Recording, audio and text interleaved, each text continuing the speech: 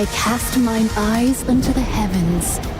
Mine eyes do endlessly behold that baleful light, which wandereth beyond the firmament. And ever do I envision it, whether in waking or in dream. The hour wherein that accursed light shall be snuffed out. At long last, that baleful light hath alighted upon the earth. There is neither refuge left to flee to, nor choice left to make.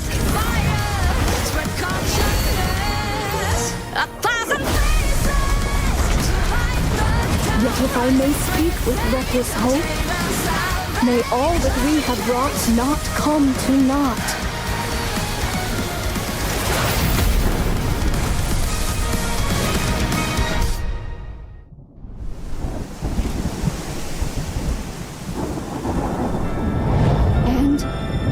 May that baleful light be extinguished once and for all.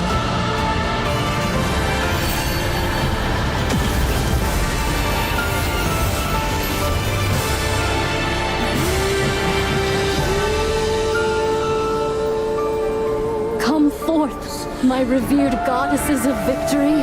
The appointed hour is nigh. Now is the hour to wager all.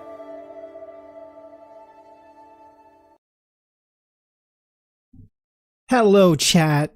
What's up? It is a very exciting night tonight as we jump into what may be the end of a large saga in NIKKE that they've been building up to for a very long time. I'm excited to jump into Story 2 of Goddess Fall. Hope you guys are excited to jump in with me.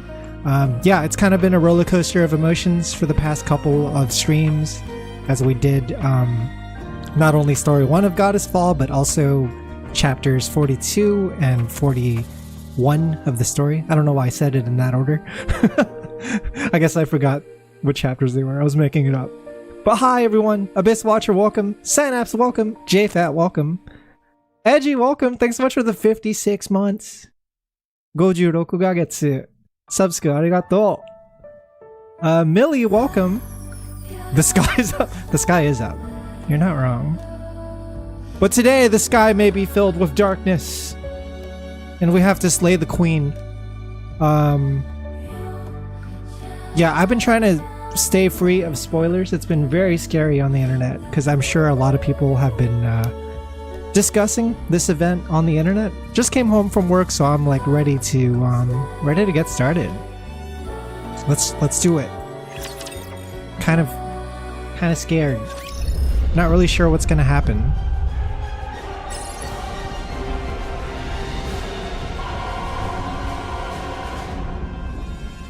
Is that the tower that Rapunzel and Noah were on top of?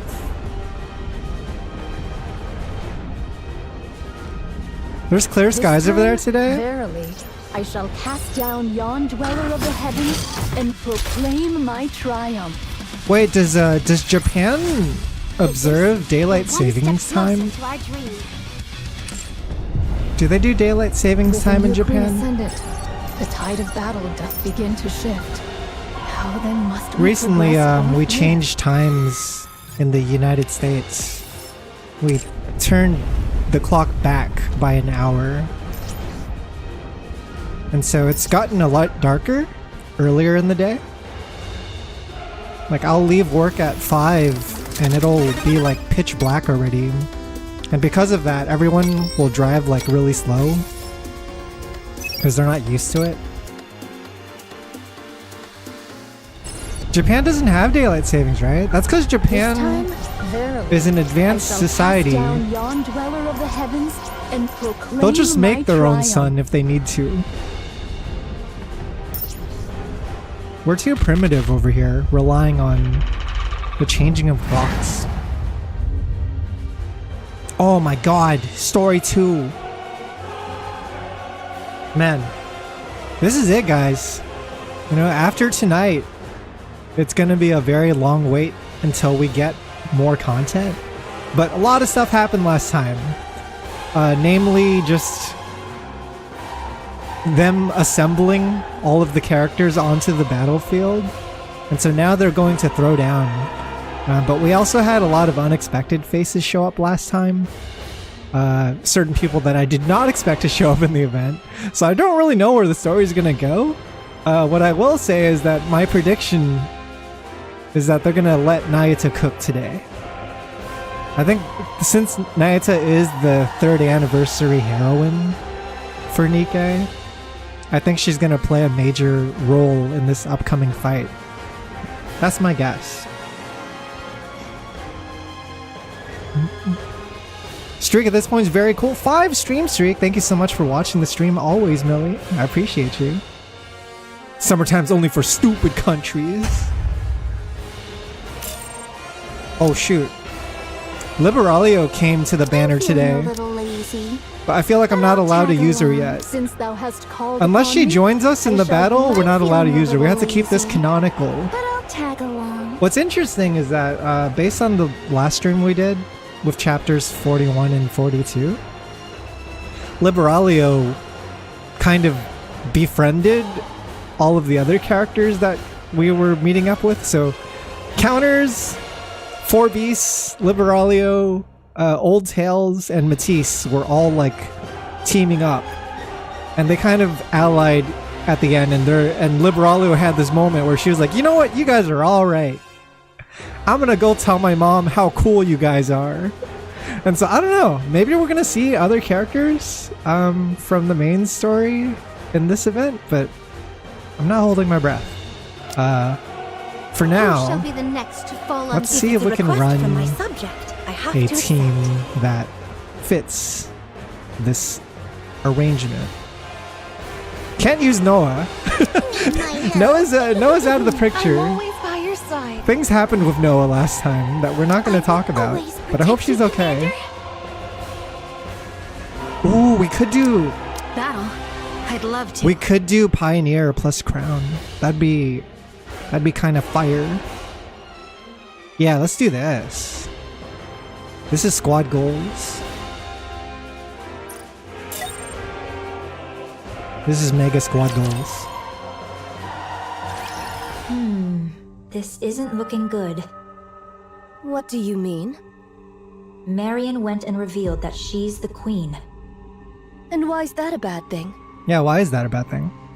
The original plan was for Marion to keep the fact that she's the queen hidden, while I subtly leak it to the other side. Then everyone would give her hell. And once she broke down, I'd swoop in and sweet-talk her. Up to some nasty business, were you? She is still nasty then.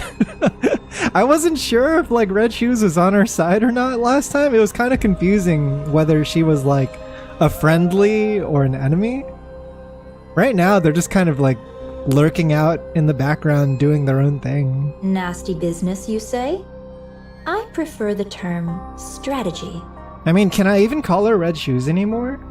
She goes by the name Mirror now because she's like, that's kind of what she's always been. Turning someone into a puppet isn't something that happens overnight. You have to take your time with it. Would you like to know how to brainwash someone? I do have a few methods. I'm not interested. She says with a wholesome smile. Well, that was my plan. But she went and said it first. At that level, it's practically a public announcement. I guess they might try to kill Marion. She is the queen, after all. That is a complication, isn't it? Is that Marion was kind of hesitant to share the fact that she was a queen because she didn't know how everyone else is going to react. You know, namely people that she's... namely people that trust her, like the Pioneer Squad, for example. Thus concludes mine account of young Lady Marion. Thank you, Nayuta. Oh! Everyone? Oh! Nothing's changed. Oh! I concur. They're too good! I already had some suspicions when she aimed a gun at us back in the Crown Kingdom. They're too good for this world. And after all, our target is that queen over there. I also feel like these three especially have grown so close to Marion during their journey together that it's not as simple as just like her coming out and then them immediately turning on her, right? Like they've already built a bond. What matters now is what comes next. Not to mention, it's like Rapunzel says, there is a bigger enemy at the moment that they have to fight. And so like it's clear that she's not an enemy, you know? Marion, will you have the Raptures destroy humanity? No. See, that's all we need to know. And what guarantee is there that it won't happen? If that does happen, I want you to kill me. See? Look at that. We're secured. We have insurance. We had her word. Did you check of restarting YouTube stream? I actually didn't have to restart it this time, but if it does act up, let me know, and I will try the trick again. Last time it worked out pretty well. Oh. Noted. Do the maidens of the Crown Kingdom harbor any objection to this, prithee? Talos? Yes. Talos grabs Chime and lifts her up. Chime locks eyes with Marion. Oh, that's cute. Chime. Oh! Chime whacks Marion on the head. Ow! Queen or no, I care not. You're not but a subject of the Crown Kingdom. Get whacked, idiot. Thou needest only tell me where thou art and what thou dost in good time. So, act on thy own again without a word, and I shall give thee a proper thrashing, mark my words. Good old... Yeah, even these guys have bonded a lot. Like, Marion's just a baby to them. She's just a child. Got it. Thanks, Chime. I trust you are in good health. This is like if you were to raise a kid, you know? Ever since birth, you're just raising this kid. You're like changing its diapers and shit. And one day you find out the kid just like comes out to you and says, by the way, I'm like Lucifer's spawn. You're like, I don't give a shit. You're still my kid. I still change your diapers. Yes. I'm fine now. Then there is no cause for worry. I didn't realize you were a person of high status, Marion. I suppose so. Would you consider taking me on as your subordinate? Everyone else already has a position, so it feels a bit lonely being just a commoner. It's like, could you promote me, please? I don't get paid enough. You have me, Kilo. Ugh, you've been like this a lot lately. It's a bit much. too clingy. They might try Too to close, kill man. Marion. That could never happen. Absolutely not. Those who took care of and protected her would never abandon her. Parents don't turn their backs on their children. Mir did call it out. No matter what form the child takes or what hardships they face, they stand by their children and hold them close. Yeah, dude. My analysis was spot on. Even if the child makes mistakes, even if it could cast a shadow over their own future, parents close their eyes, shut out the world, and stay by their child's side. They never abandon them. Mir gazes at the distant crimson clouds. It's only natural. Wouldn't you agree, Mother? Still, even if that holds true for the pioneers and the Crown Kingdom, Eden might see things differently. They don't know Marion well. They have no understanding of what she truly is, or the nature of her being. To them, she is little more than a NIKKE who became a heretic, and then awakened her queen gene.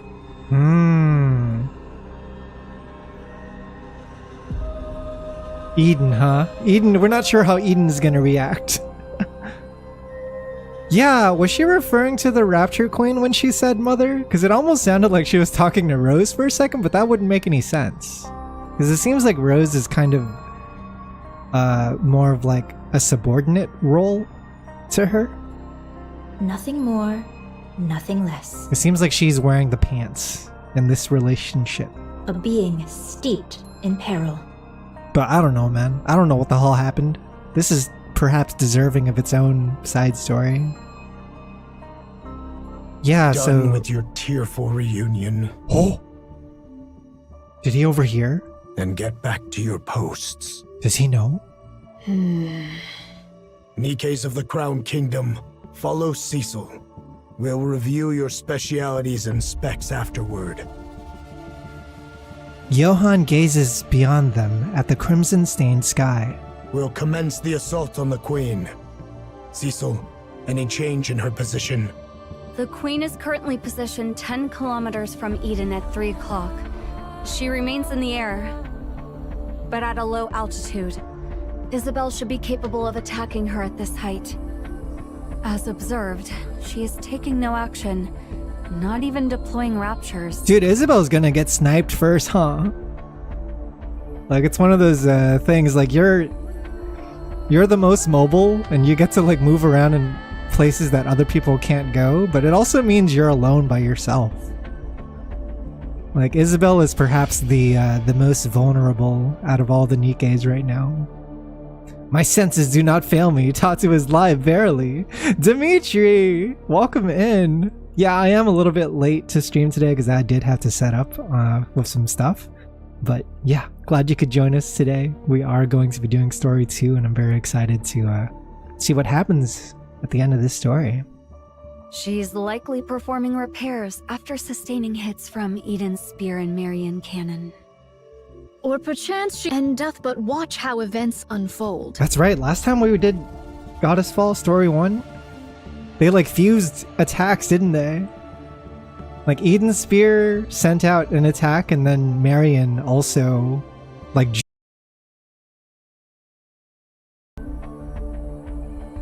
How's that?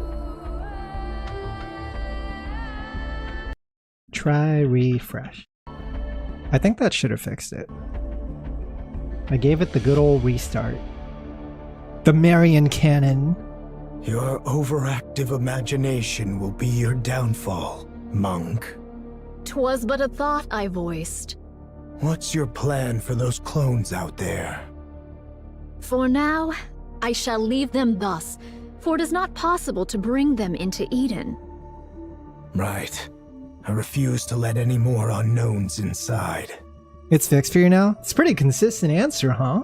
I'm pretty happy I found a way to deal with the dropped frames. Everyone, perform maintenance and remain vigilant until further orders. Yeah, I just restart OBS and the YouTube stream. Seems Young to do the hero job. and maidens of Inherit, if it so pleaseth thee, I would fain converse with thee for but a moment. Very well. Verily. I want to hear Johann say verily.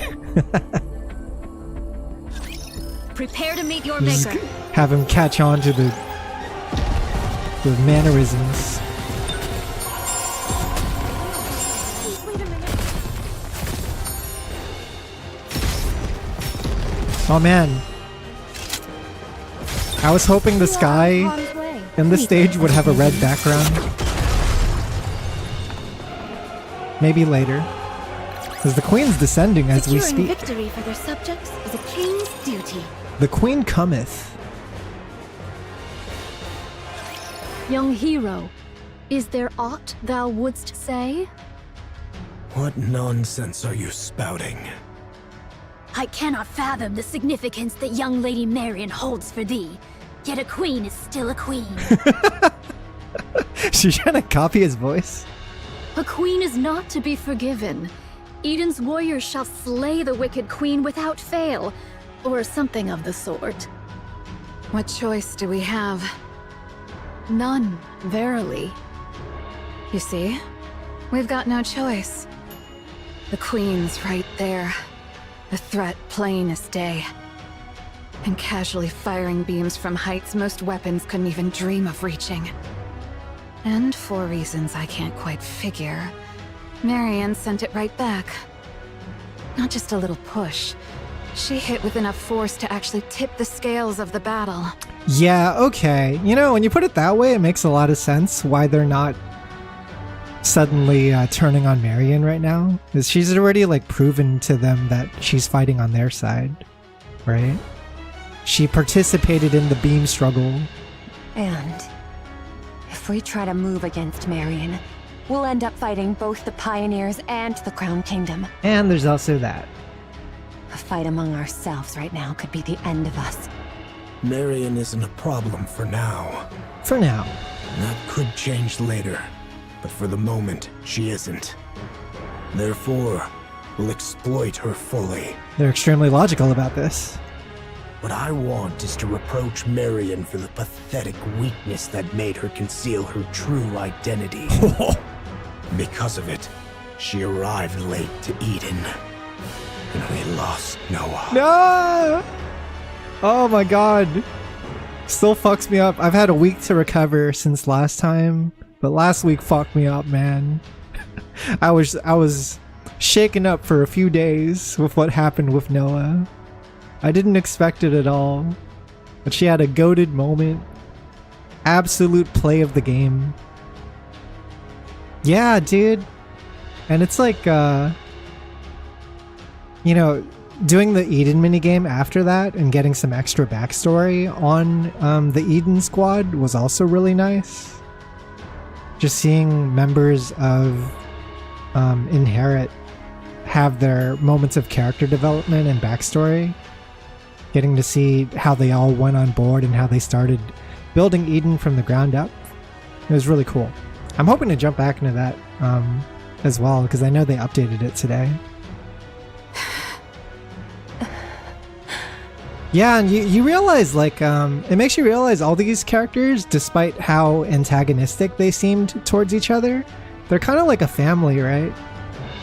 They're like a bunch of sisters that, like, bicker, and they have moments where they're angry and upset at each other, but ultimately they still, like, care about one another and have had a long history with each other, right? They have no one else but themselves to look out for. But I won't speak of it. I can't gauge the depth of her struggles, so I won't speak lightly of them. Permit me to add but one word. Go ahead. Pray, lend thy strength that we might raise young Lady Marion to the throne of Queen. Oh? Do you believe the world Marion spoke of?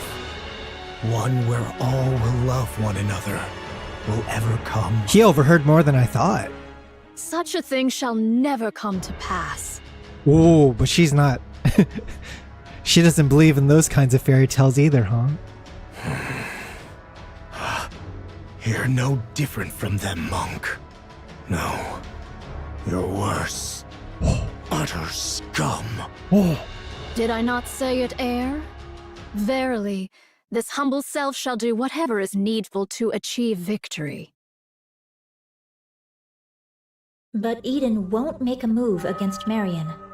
Or rather, it's more accurate to say they simply can't.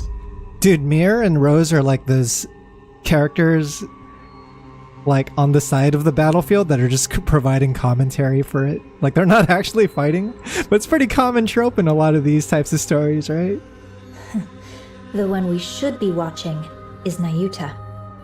It's just a hunch, but I believe she has another agenda. They're just calling everything play by play. What other agenda could she have? The two possibilities are either Marion becomes queen, or she gets killed when the queen gene is taken from her. Nayuta having an agenda, huh? Thing is, Nayuta's so mysterious that I don't really know what the hell she's trying to do. All we know about Nayuta is there's a bunch of her, and they've been around the world, and because of that, she's talked to a lot of different characters and met a lot of different people. And so she has, like, a lot of intel that a lot of these other characters don't have, which makes her perhaps make better judgments on what is better to improve the world state, right? Yes, but I have a feeling that Nayuta was the one who planted the idea in Marion's head. Because of that, she arranged some strong protectors for Marion.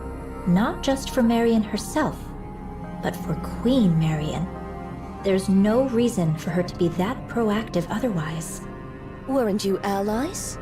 We are, but our ultimate goals differ. Yeah, they didn't like throw hands on sight earlier when Nayute ran across and saw Mir and Rose. Like, they just talked as if they were like on good terms, right? I require a puppet queen, whereas Nayute desires a surface without one. Oh. From Nayuta's perspective, a queen under my control is still one she can negotiate with, which is why we formed an alliance. When the time comes, will you agree to Nayuta's terms? Of course. There's no reason I wouldn't. That explains why Nayuta's being so proactive. Well, we shall see soon enough. But isn't that quite a sight? All those Nayute lookalikes assembled just like that. Is Red Shoes your type, Abyss Watcher? Do you like this type of woman? This type of crazy woman? With the thighs? I find it a bit unsettling. It's effective. That much is certain. The great and merciful mother is scared stiff again, merely watching from afar. A little Sora Honestly, face. It's utterly pathetic. Oh. I can't trust her. This doth prove a difficult matter. All the Alba particles I had gathered are now exhausted. Aye, the Naked King may not be used upon this battlefield. A shame it is. We already used it to beat up Indivilia, which is kind of a waste. But I guess it got the job done. Indivilia's just such a jobber that it's just like, man. It's all right, Chime. I remain strong even without it. Mother was referring to the queen. Yeah. I know it well, of course. So she's like queen spawn. Yet to think Which makes that I sense. might never gaze upon thy majestic presence again. You know, rapture code and all that. Verily, all hope is not utterly lost. For but an instant most fleeting, I could transmute the Alba particles thus gathered into a heat shockwave. Yet I You would could do not that. counsel such a course. With but a single motion shall all be spent. The ill effects shall descend upon thee in their full measure. Yeah, because they don't like the alpha particles, right? Alpha particles bad. You know, and you're doing the whole surface minigame, the whole point is to like try to clear up the alpha particles so that you become stronger. Even Crown, when she got the Naked King weapon, she was like coughing a fit for a while because she kept on getting exposed to alpha particles. It was like affecting her body negatively. Still, best have it ready, for it may yet serve in times of dire need, so say I. Tell Spire what's good. Transmute the alpha particles. Make a alpha particle beam. Alpha particle meha. Reduce the alpha particles to gain combat power. Oh, what curious things hast thou found? Which I just went and reached level 5 today. I'm level 5 alpha particle cleared in the surface minigame. I should be pleased were this one meant for me. Nay, I am no coffer that doth spit forth riches at a mere tap. Eh? Was it not thus? Nay, verily. Papillon leans against the railing, gazing out at the Nayutes that fill the space before Eden. Lamentably, I lost 820 of them in the preceding fray. Jesus! 820 Nayutes have died on the battlefield. 'Twas fewer than I had feared, for which I am relieved. Yet 'tis more than I had hoped. A grievous matter indeed. Can you imagine cloning yourself? Like 2,000 times and then 820 of you died? It's kind of a horrifying thought, right? That you can just look out into the horizon and just see a bunch of corpses of you. Verily, mayhaps, forsooth, perchance, prithee. Ah, Behold yonder, a butterfly. Why doesn't she just merge and win? I feel like she's gonna merge today. I think that's the idea. Because she has a skin in the game that just came out today. And it looks like kind of like a cosmic god version of her. I'm assuming that's what happens when she merges, but I'm not sure. Pray, why dost thou make such a loud clamor? I guess I don't know if that skin's actually like functional in the story. I'm assuming it is. I heard thy auditory sensors suffered ill from thy long sojourn beside a waterfall. Thou seemest skilled with firearms. Pray, are they of any worth? That's so interesting because they actually have different experiences to share. Because they're not just the same person, right? They're actually clones that move around the world and interact with different people and different things. And so they gain different experiences and come back as different people. They just released a bunch of YouTube shorts. Like this like comic book strip type thing. It's like an animated comic strip of like different Nayutas interacting with different people around the world. Yeah, that was like kind of interesting to see. The one consistent thing about Nayuta is she's always kind of goofy. No matter what clone you have, she's kind of a goofball. Med, welcome in! What's up, Med? Have you done the story yet? We're just starting. In the western lake lurks a fearsome beast. A spear far surpasseth a gun. Take this, and do give it a whirl. I love that there's Nayutas that just use guns. Just assault rifle Nayutas. Yet truly, whether spear or gun, explosives reign supreme. Didst thou not witness mine prowess in action? Dude, it's like when you're playing an RTS game, and then you get to like upgrade. Let's say you're like playing a tower defense game where you use monkeys, and then you get to like upgrade different types of monkeys. Like, oh, here's the grenade monkey, here's the submachine gun monkey, here's the melee monkey. 2 days without sustenance. Mine belly clings to mine spine. You're up to 5 and it made you sad? Oh no! Didst thou know this curious fact? The male deer casteth off his antlers in winter. I have seen it with mine own eyes. This one studies animals. Behold, here is a golden axe I did pull forth from beneath the lake. Did this one just go on like a fucking like King Arthur, Beowulf type adventure? I did misstep upon the lava, and an ankle I have lost. Prithee, doth any among thee possess a spare eyeball? Dude, you know what's crazy is that in the main story, there's a Nayuta that meets with the commander and the other characters. Like, there's a Nayuta on the whale, on Whaley, with like Reptilian and all that. And then that one dies. That one dies in front of their eyes. And they're just like, Jesus Christ, how horrifying. And they're like, yeah, rest in peace, Nayuta. Like, as far as they're concerned, Nayuta is actually dead because that's the only version of them that she's ever... Or that's the only version of her that they've ever met. Motherfucker's just carrying legendary items. I feel like I'm about to lose my mind.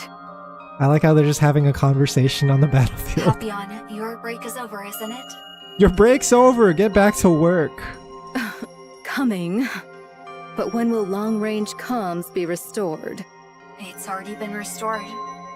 Really? That's fast. Get back to work, Papillon. But also it's 5:30 and you can leave if you want, unless you had more work to do. Each of Eden's facilities and functions was designed to operate as independently as possible, minimizing reliance on external systems. So that means we can get in touch with the outside? Regrettably, that's impossible. Unless you had work left, but, you know, don't feel pressured to stay, of course. You know, it's up to you. The Queen is jamming our systems. Like, you know how much work we have to do at the company. You know how busy we are. You know, if you want to stay, you want to leave, it's up to you. This sucks. Cecil with the corporate talk. Cecil, the ultimate HR manager. Looks like hauling supplies is all I can do for now. Brace for impact. Uh-oh. Attack incoming. Don't tell me it's another beam. What? So, I don't think it's going to be another beam because we just dealt with one. I'm assuming this is going to be like boss raptures or something like that. Papillon hurriedly ducks under the railing and looks across. Countless red lights are flying towards Eden. Red lights? What could this be? Have faith. I will protect my people. You know what's interesting is like, we kind of ping-ponged between the 3rd anniversary story and the main story chapters. And my expectations got higher and higher each time.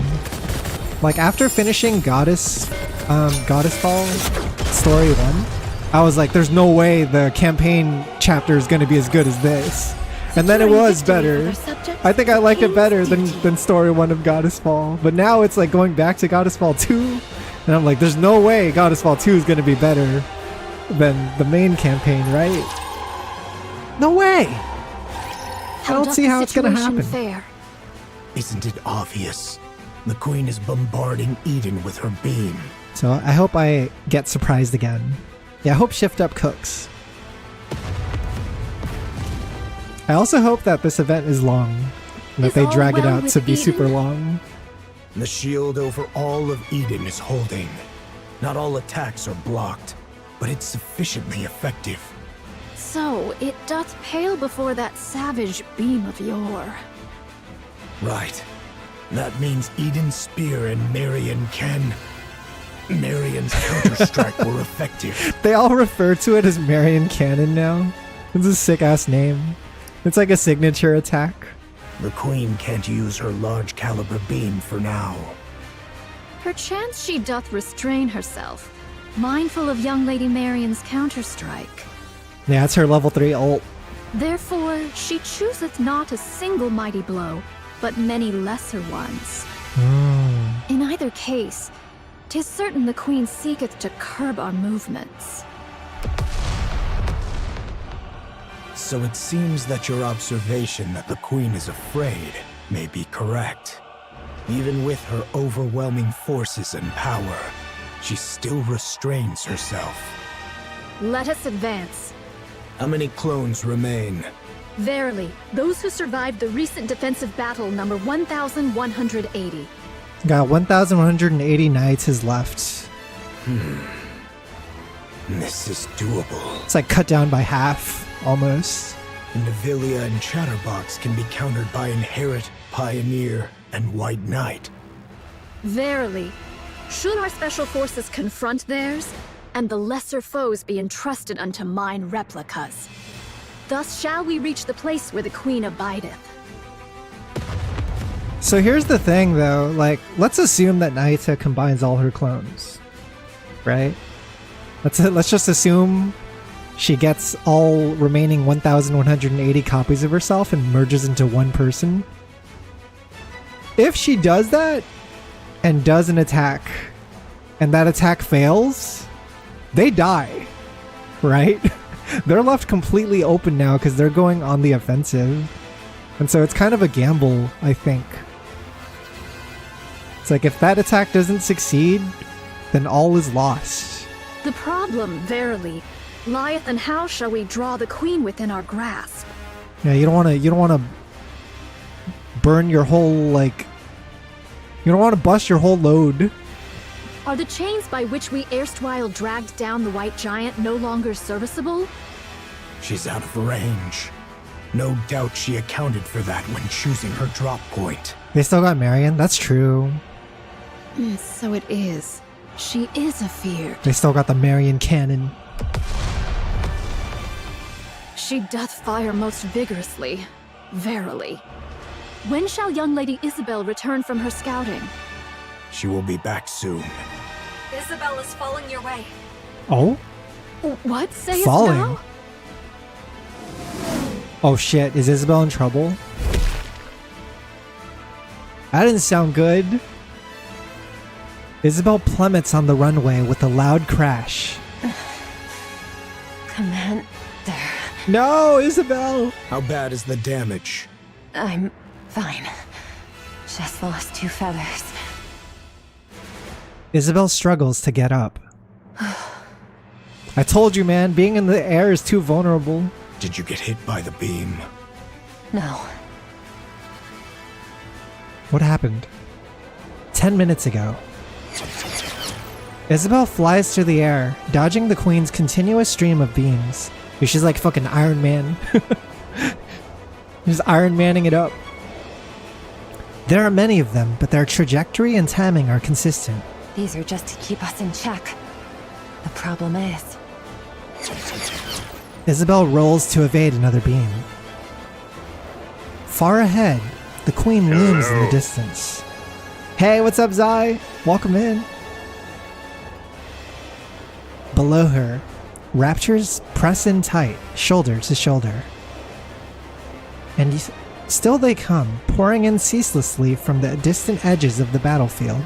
There's just too many. Isabel looks to the Queen once more. Dozens of thick cables snake from her body, trailing upward and vanishing into the clouds above. Curiosity grips her. She wants to know what those wires are connected to. She ascends. Her sensors flare with warnings, her temperature and pressure readings in chaos. But she has time, just enough. Isabel surges upward, breaking through the clouds. What's this? A massive black object is tethered to the Queen by thick, winding cables. Its purpose is unclear. It's just a dark, hulking mass with no discernible form. From two open cavities, smoke curls upward, lit by bursts of erratic sparks. Are those from Eden's spear and Marion cannon? Then this must be... The black mass opens its eyes. Or at least, that's how it feels to Isabel. Dozens of glowing red cores reveal themselves across its surface. Aw shit! You gotta get out of there! Instinct takes over. She whips her body around, just as the cores begin to fire in unison. Oh fuck! They got hit in the wing. A beam grazes her, instantly melting one of her feathers to vapor. She drops altitude, weaving through the deadly rains of beams. Heat sensors blare non-stop, but they mean nothing now. Reflex takes over. She dodges on instinct alone, accelerating with everything she's got. The shape has changed a lot, but that was definitely the space station. I'm sure of it. Art thou speaking of the orbital forge? Yes. The Queen is currently linked to it, and the space station's been retrofitted as a fortress. She hath descended with the orbital forge still whole, and rotted into a fortress. Verily, such prodigious firepower is thus accounted for. So she's like actually connected to the entire structure. The fortress looks badly damaged, but it's holding its altitude just fine. It's packed with multiple That's the one that Cindy got weapons. into a fight inside. The moment I got too close, it started firing beams. Yeah, I saw The Shining for the first time yesterday, Med. I thought it was really good. There's like some parts of it that have like aged kind of cheesily to me, but I think it's still like a remarkable piece of cinema. Like, I don't think it's scary, The Shining. But it's like very obvious why it had so much influence on other horrors throughout time. Because that's like a pretty old movie. It's like 1980s, right? I managed to dodge and pull back. Yo, you got the Shining emote? There's no way I can take it on alone. Yeah, I don't think it's scary by today's standards. You know what I mean? If that makes any sense. If I saw it back then, I would have been terrified. I'm not sure how far those weapons reach, but they can easily hit the surface. This is vexing. Verily, she doth pursue naught but the safest course. Should the Queen unleash her full force, or any other stratagem of aggression, perchance we might catch her unawares. Yet she maketh full use of her advantage, restraining herself all the same. Most vexing, verily. Should we allow this affair to linger, defeat shall befall us. She shall continue her convalescence and gather raptures whilst we must needs bring this matter to a close with all haste. They have to attack. Monk, are all your clones sentient? Enough. Say no more. Everyone, gather. Yeah, like, what's the Here is cost? the current situation. What's the cost of Naita using her max power? What does she lose? Part of the space station is confirmed to be linked to the Queen. It is concealed above the clouds and has been remodeled into a fortress. Queen is down backing. She doesn't want to close the gap. Yeah, and as long as she's up there playing it safe, we're gonna have trouble dealing with her. Like, Isabel can't get close. You got a bunch of Naitas on the ground, but like, she's just kind of like a massive floating fortress right now, right? Any attempt to approach is met with automated interception fire. Yeah, exactly. Its range easily reaches the surface, though not Eden.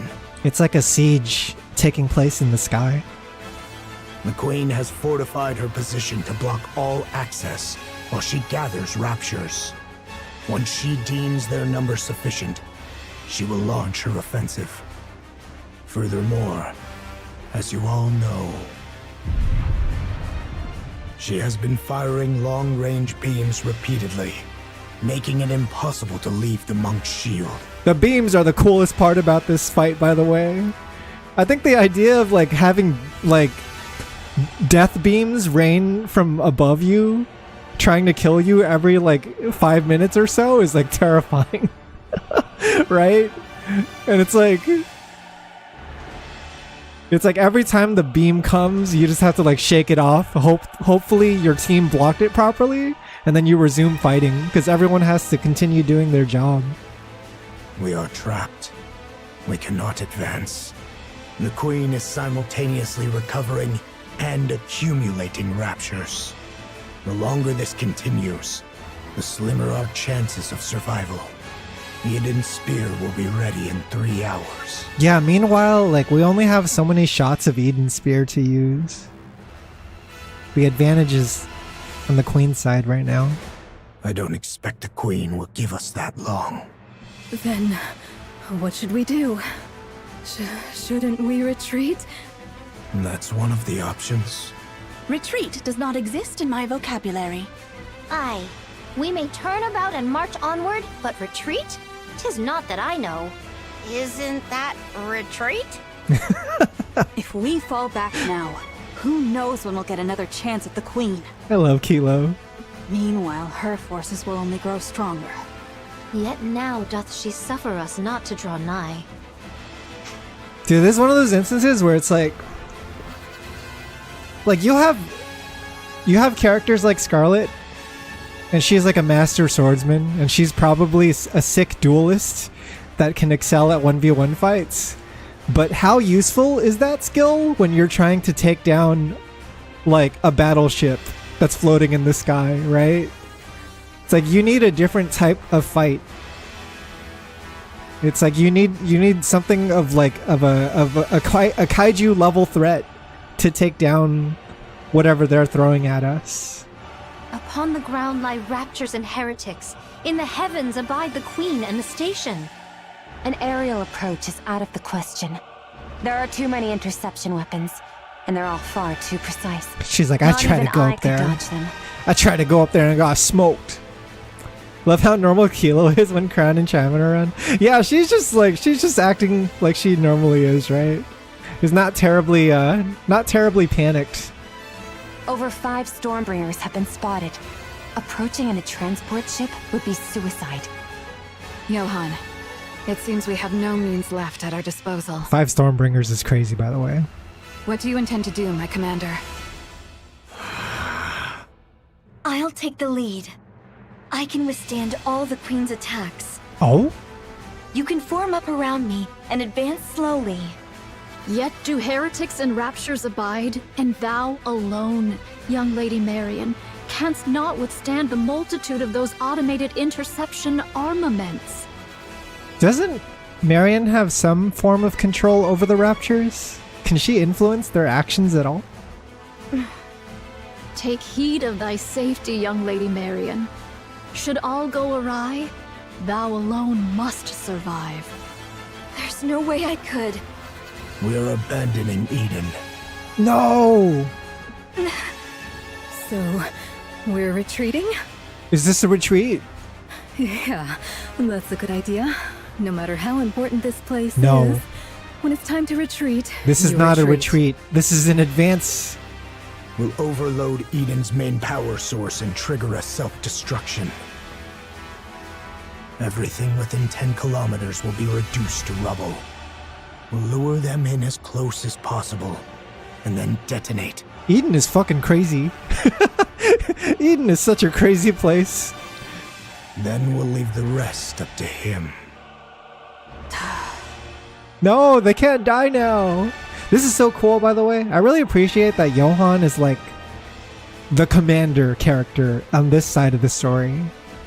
Because we're definitely doing all this stuff against the 4 beasts and whatever's happening in the main campaign. But like he's holding down the fort here. And you need someone to strategize on both sides and like give orders and figure out how to command people. The Ark would never be this sicko. Yeah, just like Eden making itself a giant self-explosion nuke. You know, the last resort is to just explode the whole thing and take anyone down with us. It seems that's the only way for now. Even a mere scratch would please me. What are you talking about? You want to lure them in and self-destruct? I didn't mention this last time either, but I really appreciate Papillon's inclusion in this event because she kind of represents a normal person, right? Like she's witnessing all of these heroes, these legends fight in front of her, and she's just like, you know, some girl from the Ark that wants to get a raise, right? Like she's just living in the modern society and she's completely overwhelmed by how batshit crazy everyone is. Who's supposed to do the luring? And what happens to the poor soul who actually does it? Meanwhile, she's also doing a ton to like help out, right? She's kind of like their scout and their supplier. Inherit will lure them in. Feigning the launch of Eden's spear is an option. Oh. The rest, withdraw at once. I'll go. Nayuta, can I borrow that insanely fast camel of yours? Hey, yo! I'll go ask the Ark for support. No way are they gonna help. Sounds way better than blowing ourselves up, don't you think? We don't need the Ark's help. I like that. He's like, fuck the Ark. What nonsense is that when we're about to die? We have to survive first. You know, it's interesting, even in Stellar Blade, we had the big ordeal of the space elevator to reach the Elder Naytiba, and it fused with the station itself. Yeah, I remember that shit. It's kind of creepy. Just like the idea of like a bio-organic life form fusing with technology and machinery. There are things more important than mere survival. Would you cut it out with that crazy talk? What could possibly matter more than staying alive? There is. There's no way something like that exists. Young hero Johan, there remains another course. What's the other option? Are you gonna throw hands, Nayuta? That is not an option. Wait, what is it? What's the option? This humble one knows not how often these words have been spoken unto thee, young hero Johan. Yet once more shall they be uttered. We shall do whatsoever is needed to prevail. What's she cooking? What's she cooking, chat? What's Nayuta about to do? I will look over everyone. Man, Nayuta's so cool. Let her cook. Yo, Richard, what's good? Welcome, man. Hope you're having a good day. Great hero. Yankee Dama with all the clones. I'm scared that something bad's gonna happen to Nayata in this event. What if she just dies after this? Like, permanently. Every single copy wiped out of existence. A monk dashes forward, staff gripped tightly in hand. Dodging the crimson light pouring from above ahead, she swings her staff at the Rapture before her. The Rapture's armor shatters, revealing the core beneath. Without pause, she drives the staff deep into it. Even as another Rapture lunges forward from the side, her eye snaps toward it. The staff follows, arcing in a swift, practiced strike. The crimson light engulfs her upper body, melting it away without a trace. Blue flames bloom across what remains of her, leaving behind only a shimmer of golden particles. It's a sad version of her theme. The golden particles scatter like dust in the wind, drifting far before entering the monk, who is seated calmly in meditation. Memories begin to flow in. That clone once had a herd of deer she cared for. She fed them, tended to the fawns, and protected them from predators. One newborn fawn was in poor health, and she watched over it with utmost care. The fawn clung to the clone as if it were its mother, and the doe regarded her as family. The image of the fawn growing up, the longing for the herd, and the searing pain when the upper body melted away, all come through in full force.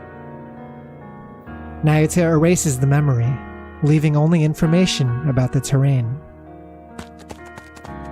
Like a raging warlord, another monk tears through the horde of Rapture. Along the path forward, 20 had already fallen, crushed beneath unstoppable might. Though she lost an arm to the crimson light blazing ahead, she presses on without pause. Narrowly dodging the fiery beams raining down from above, she loses her footing and collapses. A Rapture's leg slams down, crushing her. Blue flames bloom across what remains of her, leaving behind only a shimmer of golden particles. The golden particles scatter like dust in the wind, drifting far before entering the monk, who is seated calmly in meditation.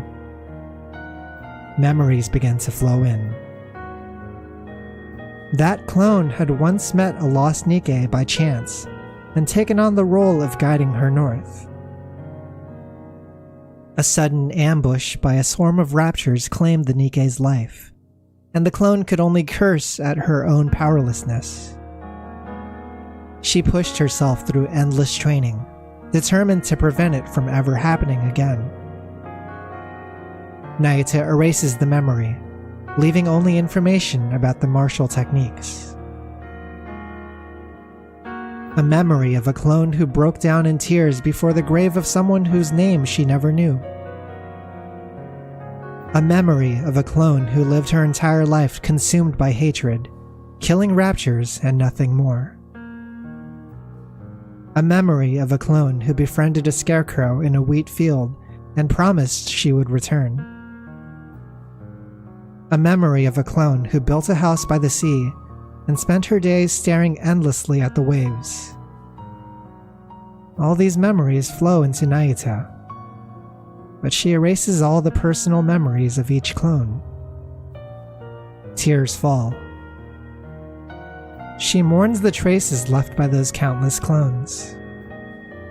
She grieves, knowing she is too small a vessel to hold all their memories, so she laments and erases them. And as the tears fall, she watches helplessly as countless clones, each living their own life, yet so like herself, vanish into red light. And all the while, they charge toward the horde of raptures. 20 minutes ago. I shall dispatch all my replicas in unison to charge, that they may at once contend with the raptures, and serve as bulwarks against the Queen's interception arms. What do you mean by a shield? Surely thou art not.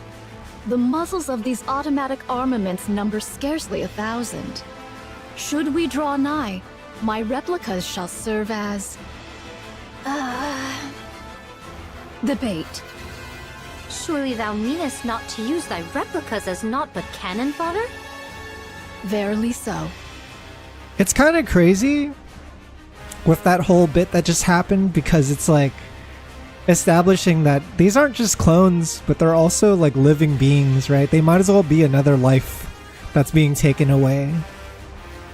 It's like, if it's kind of like multiverse, but except they're all in the same world.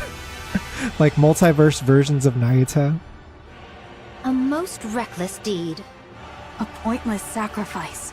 Nothing will come of it. Yeah, and she can't store all their memories, and so she has to wipe the memories and only keep the information that's useful for her, which is also like painful, right? Because it means those people who died won't be remembered. Verily, there is. Whilst all automated interceptors do assail my replicas, 'tis thy task to lay waste unto the orbital forge. Pray, dost thou deem this inhumane? Yes. Fret not. Mine replicas are wrought from my nymph. Though each hath lived its own separate experiences, they lack the refinement to be deemed full-fledged personalities. Regard them as mere mechanical effigies in mine likeness. There need be no concern for them. So she says, but does she mean it? Fine. Her not being able to store the memories is fucked. Yeah, they also like do similar stuff with Rapunzel's story, where Rapunzel has to like wipe her memories every few years and like forget things that are not necessary to remember. Or else she will experience a mind switch, right? I thank thee, young hero Johann. Once I send forth my replicas towards the Queen, I beseech thee to follow closely in their wake. She was so sad over each one she had to wipe from memory. It's pretty fucked. They actually made like a story about like shadow clones be pretty sad. We possess but a single opportunity. While the intercepting arms are fixed upon the ground forces, direct thine efforts to render the orbital forge powerless. Upon its destruction, we shall pour forth the entirety of our prowess. Haran. I know. None but you and I can do this. Oh no.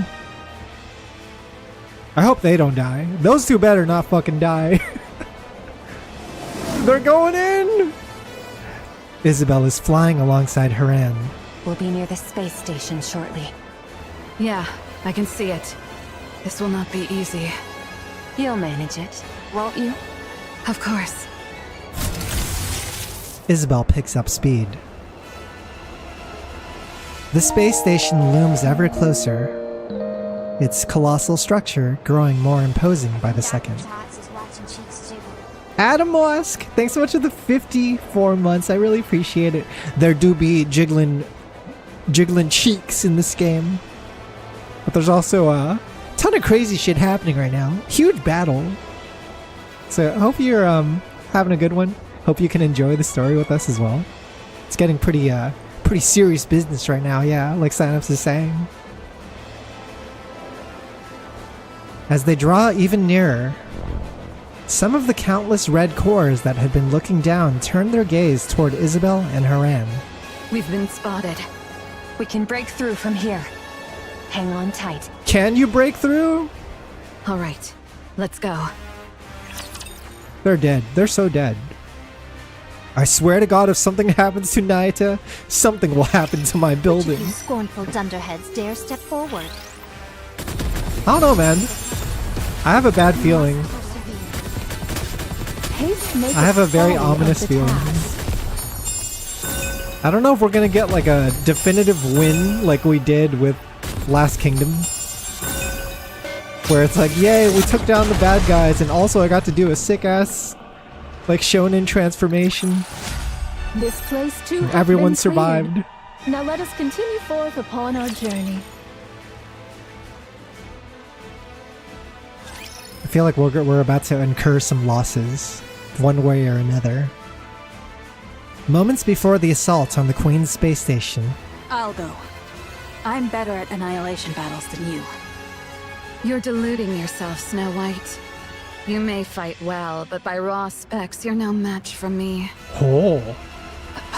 Talking shit. The space station is no match for your clever tricks. It will be a contest of raw strength. And I have no intention of making Isabel carry someone as heavy as you. Haran, you might die. That's precisely why I should go. You, all of you, must survive until the very end. You're utterly mad, after all. She's won over by their charm. Even though they've spent so much time butting heads, just having them fight alongside each other, they've kind of gained a mutual respect. I deem your way superior to Eden's. An ideal, indeed. Yet you have forgiven the Ark. Something we could never bring ourselves to do. They're like, no, we're too hateful for that. You walked the higher road. In that, you are the madder ones. You neither despise the Ark, nor cherish it enough to extend a hand, and still you burden yourself with its troubles, sparing them even the smallest inconvenience. That's true. They've left the Ark, but they haven't forsaken humanity. Like, everything they do is still ultimately, like, for the Ark, even though they've been mistreated this whole time. Glitch? No! You pour one out for Noah. Pour one out for the homie. This is my first time meeting the Eden folk, and Noah's shit is still really? It's the first time? Yeah, so they get introduced like around like chapter 20, 21-ish. And then we just don't see them for a very long time. And so the fact that they brought them back into this part of the story for this like major battle against the Queen has been really cool. They're like old friends that you haven't seen for a while. You know? They're old friends who were introduced in like chapter 2 of the story or whatever. And then you don't get to see them much later until like the end game. That's how it feels. Only one truly consumed by madness could live so. Maybe not chapter 2, but you get the sentiment. It's like much earlier on than what you would expect. That very madness is my ideal. But I am not as mad as you. You guys are crazy. I could not cast aside my own feelings for the sake of some greater design. You are most worthy of bearing that glorious title. Of that, there can be no doubt. She's a real goddess. A true goddess of victory. As for us, we shall never claim it. How lamentable. Yet what can be done? We are not quite so mad as you. So remain as you are. Mad. Bear that glorious title. Become true pioneers as your very name proclaims. Drive all who follow you mad. For it is always the mad who change the world. Dude, this monologue kind of spitting.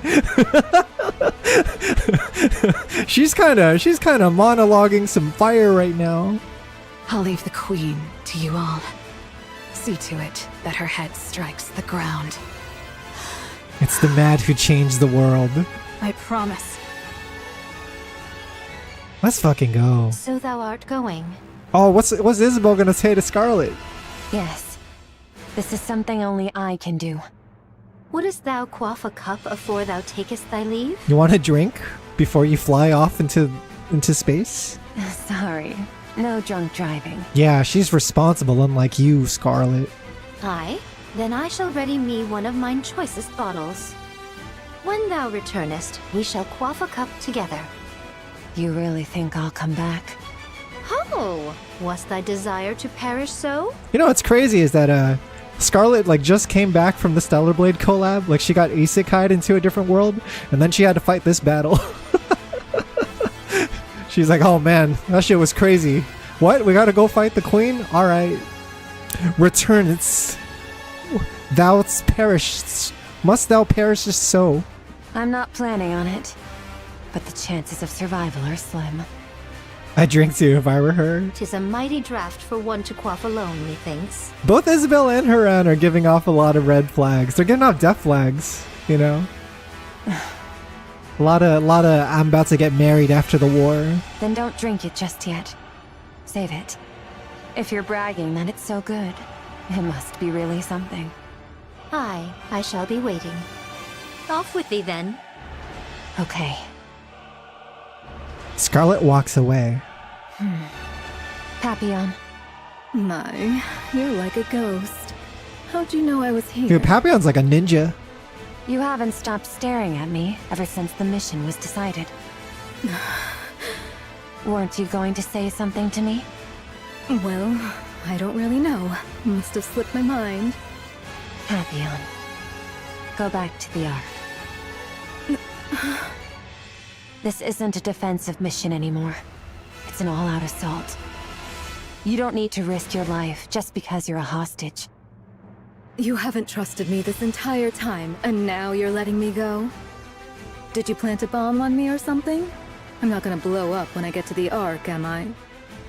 That's actually a good idea. I admit, I doubted you. You came across as frivolous and entirely self-absorbed. And I don't anymore? You didn't run. Dude, Isabel's so cool in this event. I really like Isabel, like serious Isabel, you know? When she's not acting all yandere.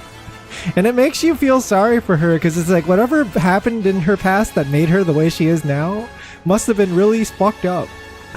Like behind every NIKKE is just some sad backstory for why they're crazy.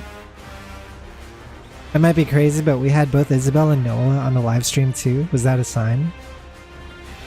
I mean, everyone was on the live stream. I don't know why. It was all of Eden, right? But you didn't. You stood your ground and fought with us. Are you talking about the 3rd anniversary stream? Maybe it was the desperation of the moment, but I really liked seeing that. That's why I'm letting you go. I don't want you to die.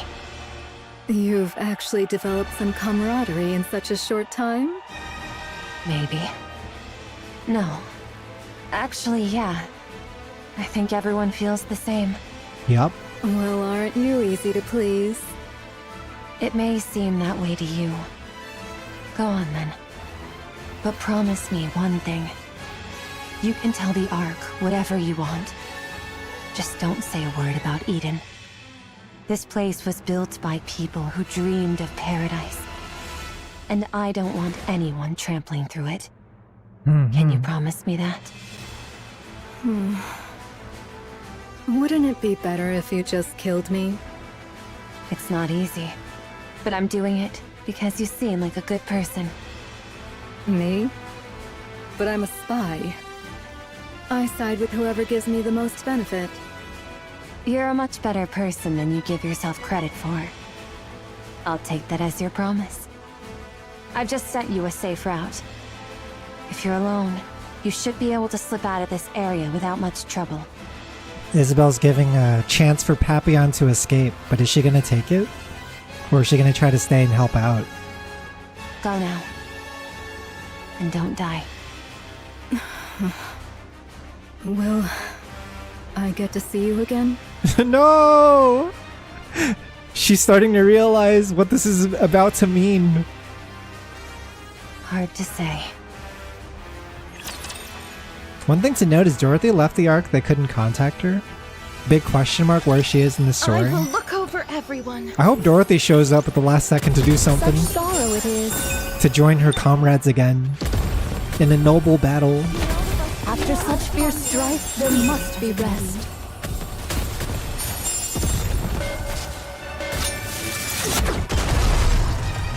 Yeah, that's it. You know what's interesting now with Rose coming back is like Scarlet is no Fancy a longer drink? the old Scarlet that she was. She's not like the bloodthirsty Scarlet who's like kind of cave woman. She's kind of a drunkard now, a lot more chill. She's in her farmland arc, right? And so it's kind of interesting to think about what this Scarlet will be like when she sees her old sister in front of her.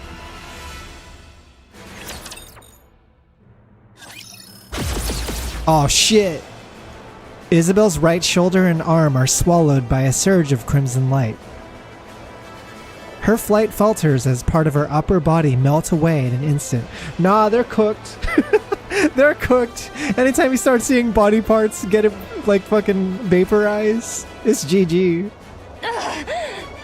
We are nearly there. Do hang in a little longer. Noah was just the beginning, chat. They all have to fall. I will. And also, for how much Haran says like Snow White is the crazy one, these two are also kind of crazy right now going on the suicide mission. Isabel pushes her speed even further. She feels it, her limit approaching fast, until control slips away. A torrent of crimson light crashes down. Then, the realization hits. Her lower half is gone, and her core power drops precipitously. Haran! Leave the rest to me. With what is certain to be her final burst of speed, Isabel surges into the downpour of crimson light. Twisting her body mid-flight, she launches Haran into the air. Haran lands on the space station's outer wall. Should she turn back? No. Only regret and rage wait there. Haran swings her scythe, breaking through the station's outer wall, and leaps into the crack. Isabel watches. Once she's sure Haran has made it, she gently closes her eyes. Then, the crimson light comes for her in endless streams. Darling. No! Not like this! Her last words. Just thinking of us. To see you once more. The crimson light engulfs Isabel. Fuck! No! Not her too! What a squalid, damp place. How perfectly it suits a hideous wretch like you. Now for Haran to fuck shit up inside. This is their gambit. Haran swings her scythe. Powder scatters in the air. Be grateful to my comrades fighting beneath you. I would have delighted in tormenting you further, but that would put their lives at risk. A pity. But I shall end this swiftly. The powder spreads further. Sparks jump and crackle across the space, and an ominous sound reverberates all around. This is a self-replicating predatory virus I prepared just for you. Yo! The more foolishly large you are, the more there is to feed on, and the more ferociously it multiplies. I like this trope of characters who like prepare a poison just for a very specific enemy. Or like, I was saving this one for you. Now then, fall. Haran, you're so cool! Your Highness, methinks the Nyutas in the area have dwindled greatly.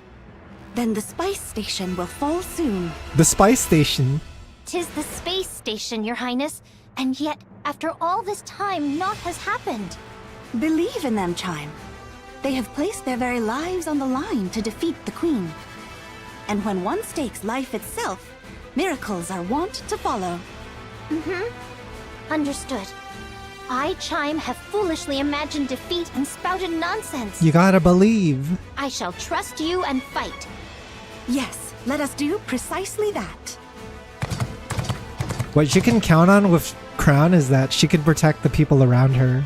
The people in her vicinity will not fall, because she'll probably die before them.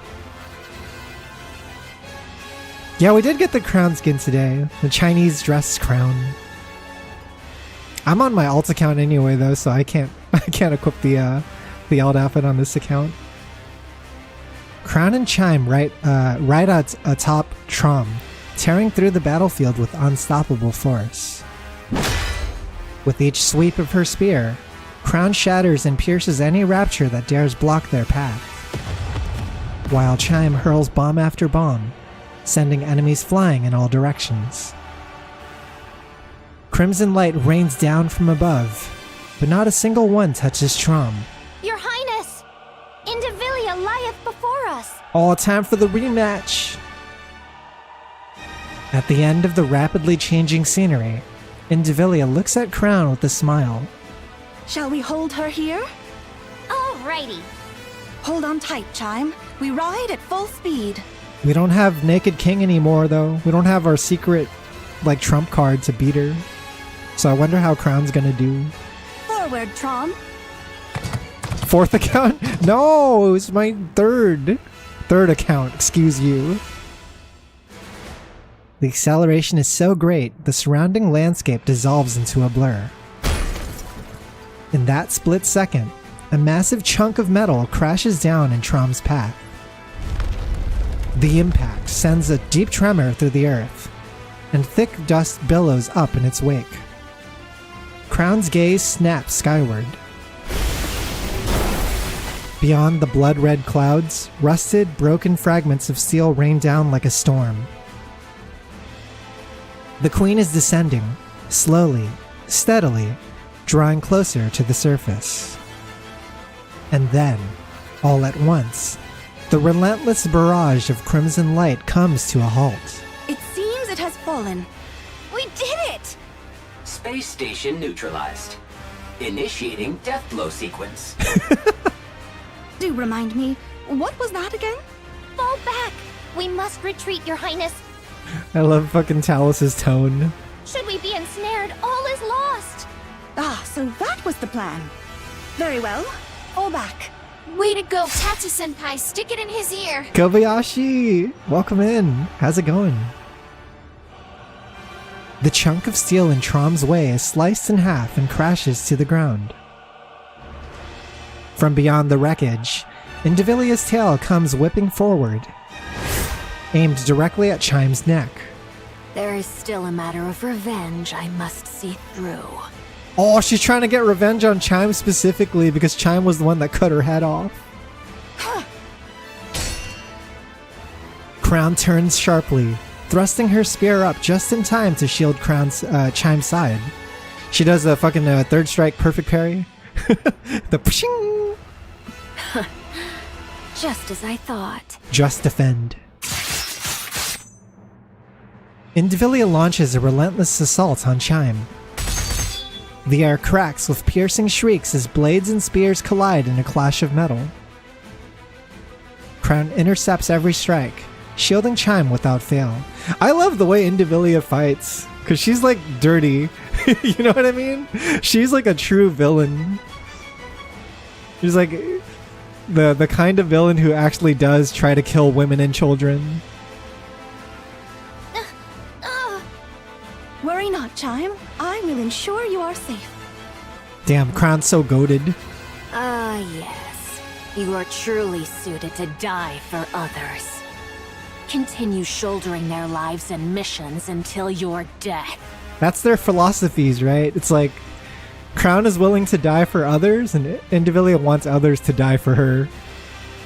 So they have like completely opposite philosophies in how they approach war. Indivilia's blade gains terrifying speed and locks onto Chime like a predator, relentless in its pursuit. Oh no, Crown's struggling! Chime curses herself for being powerless as the battle raged on before her. And yet, at the same time, she feels a flicker of relief as she watches the king's back, standing before her and blocking everything.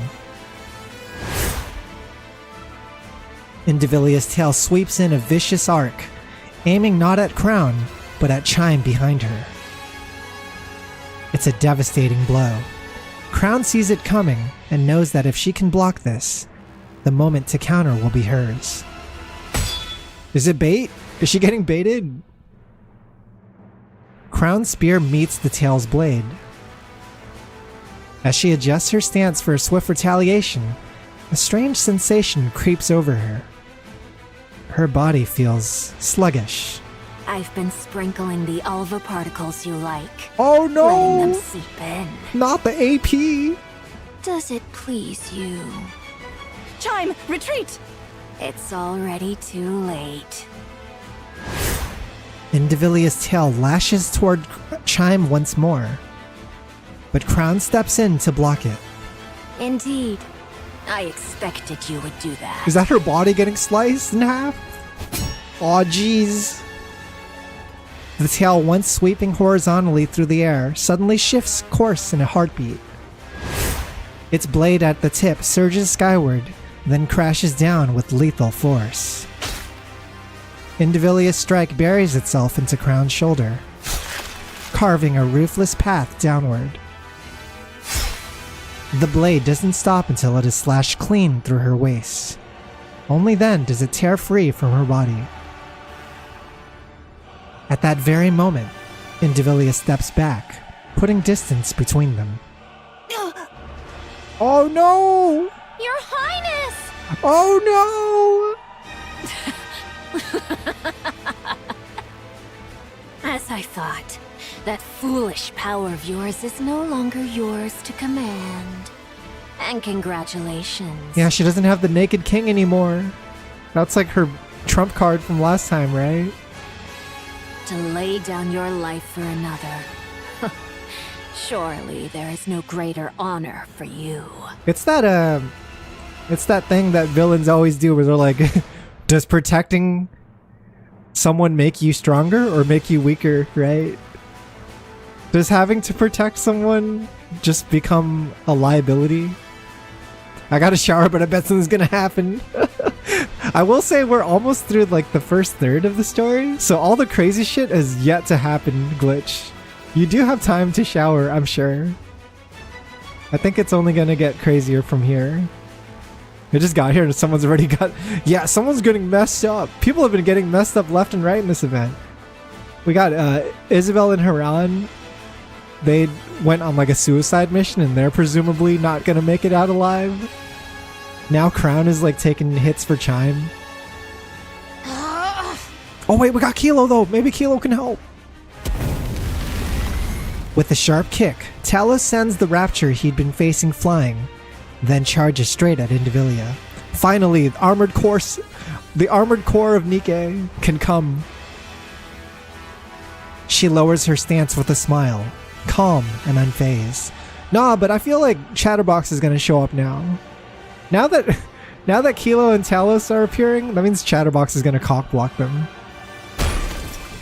At that moment, Trump slams into Talos. What? We shall retreat. Crown! Crown! Rapunzel is here. She shall save her at all costs. What? Retreat! Indivilia casts a glare over her shoulder at Trom and Talos, who are trying to retreat. Preposterous. Who gave you leave to retreat? So they're basically saying, like, Rapunzel's here, we have a healer, we just gotta get Rapunzel to come here, right? And then she could take care of Crown afterwards. Just as Indivilia is just about to dash after lowering her stance, something in the corner of her eye catches her attention, and she stops. What exactly is that? Huh? Marion looks to the sky. a sky stained in crimson. Fragments of steel pour down like rain. She lets her gaze drift to the battlefield. To the knights who have fallen. To those still dying. To Isabel and Haran, who are risking their lives. To the NIKKEs of the Crown Kingdom, letting out battle cries as they fight. To the Raptures, dying by the dozens. Everything Marion holds dear is locked in a desperate battle to the death. What's interesting about Marion, she's the only one that cares about the Raptures. She's the only one that actually shows genuine care to the Raptures, because like the heretic side, like the enemy side or whatever, they use the Raptures, sure, but they're not like concerned about them as like life forms, right? But Marion like genuinely wants a happy ending for the Raptures as well. That's kind of what makes her unique. She feels a sorrow so heavy it presses on her chest. At the same time, a surge of anger begins to boil within her. She lifts her head once more to the sky. Her eyes fall on the thing suspended upon the wires, stretched across the clouds. The Queen watches the carnage below with cold indifference. It's you! So it really was you! Black light bursts from Marion's body. Black particles scatter into the air as the ground shakes beneath her. Because of you! Because of you! We... Black light bursts forth. Instinctively, Indivilia takes a step back. All of a sudden, a massive figure appears on the battlefield. She knows exactly what it means. More than anyone. Transformation. Oh! Is she gonna bust out the sick-ass mech form? Oh man, I gotta go get some stamina. So... Marion / Modernia, whatever name she goes by, she has like... She has a transformation form that makes her look like an armored core. It's not just Keela that has an armored core, but Marion also has an armored core. It's pretty cool looking. Wagered. Therefore, prevail we must. Only thus shall the sacrifices of all bear It's like a legitimately cool mech design. Alright, off we go to 1/6. This is gonna start what's basically the 2/3 part of the story. Young Lady Marion, Oh, flashback convo? canst thou accomplish it? Knight is egging her on to do something. If it pleaseth thee not, I shall not compel thee. To be honest, I don't want to. I don't want to see anyone die. Be it Raptures or any of you. I don't want to have to kill Raptures. But... Marion stares straight at Naita. Her eyes are so glazed with sorrow. Tear streaks etch down her cheeks. I shouldn't be saying something like this to you, Naita. Those clones of yours aren't just mechanical robots, are they? Oh, she knows! She understands the value of life. Think she's gonna pull out some new queen shit? See, Super Serial God, welcome. How is Goddess Fallen going? It's going pretty good. It's pretty crazy right now. I feel like we're getting into the nitty-gritty part of the story where people are starting to fall left and right. And now we have to do a desperate maneuver to start turning the favor of battle in our hands, right? They're living beings, right? Naita has not shared this fact with anyone else. Verily, it doth depend upon how one doth define life itself. Yet, in the common conceit, thou mayest so say. I'll do it. Everyone's out there fighting, putting everything on the line. I'll do the same. I'll give it my all. Fall! Yo, the mech form! Oh, this is tight. The giant rains bullets and missiles down on the Queen space station. Stripped of its weaponry, the station is left utterly defenseless, unable to do anything but endure the barrage. A thunderous explosion tears through it, and its shattered components come falling down like deadly hail. Countless raptures are obliterated beneath the crashing wreckage. The giant pulls back, then deploys the particle cannon mounted on her shoulder. Light begins to pool inside the barrel, quickly reaching critical mass. The air ripples as particles quiver on the brink of release. Fall! It is you who shall fall. Oh shit, now she's busting out her heretic form! Heretic kaiju battle! Having taken the form of a giant centipede, Indivilia unleashes a bolt of lightning that tears through the sky, etching toward the giant's body. In an instant, Marion's massive body vanishes, as if it had never been there in the first place. What is this?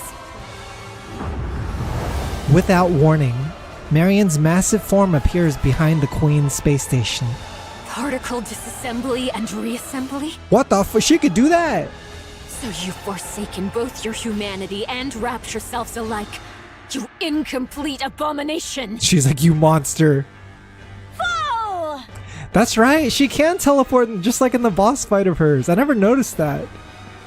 Holy crap, that's cool as hell. They're like, they're bringing back old bits of NIKKE. Yeah, she got the flash step.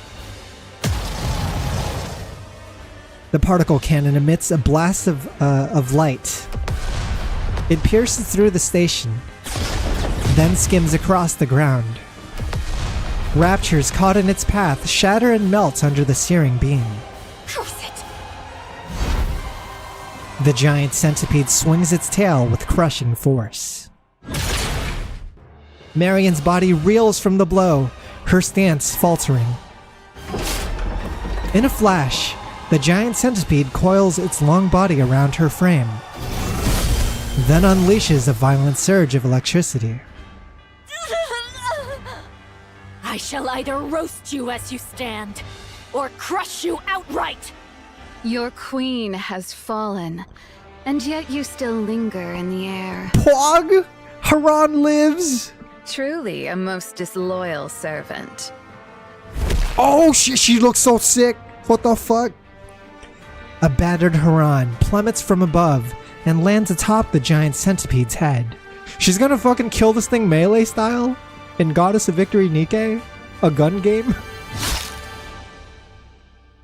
Without the slightest hesitation, she drives her scythe into the centipede's forehead. Then, a surge of lightning lashes out, racing along the blade. Now it's your turn to fall. Black powder erupts like an explosion. The giant centipede's body rusts away in an instant, crumbling as if weathered by centuries. At the same time, rust begins to spread across Haran's body. No! Why she gotta die of such a pretty face? She looks so beautiful. Can my immunity not keep up anymore? Very well.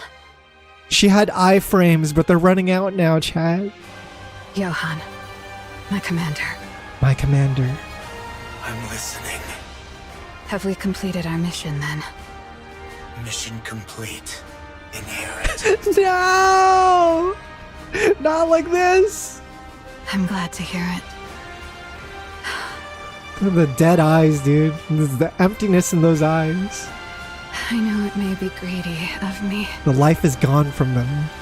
But for the first and last time, would you bestow upon us that glorious title? Well done. goddesses of victory. Yeah! Let's fucking go!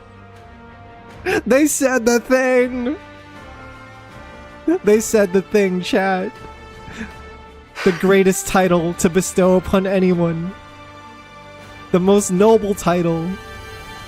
How wonderful it is to hear. That's what they're all after. That's what they all seek. Follower, I leave the rest. Haran crumbles into dust and vanishes. Oh my fucking god! Just straight up! You see the other ones, you know, get parts of their body left behind, but Haran just disintegrates. She gets like Thanos snap, dude. She might not be coming back. In the next moment, nothing remains. At the same time, the giant centipede also disintegrates. Oh shit, she actually took out Indivilia! Freed from the armor that was the centipede, Indivilia begins to fall. Oh, never mind. Her heretic form disappeared, but she's still here. Piece of shit. As she does, she gazes up at the sky. The exploding space station, the falling queen, and the giant Marion tearing through the raptures with relentless fury.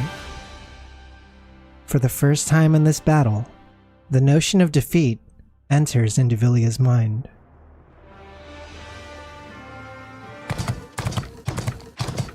Elsewhere, Chime drives Trom at full speed across the battlefield.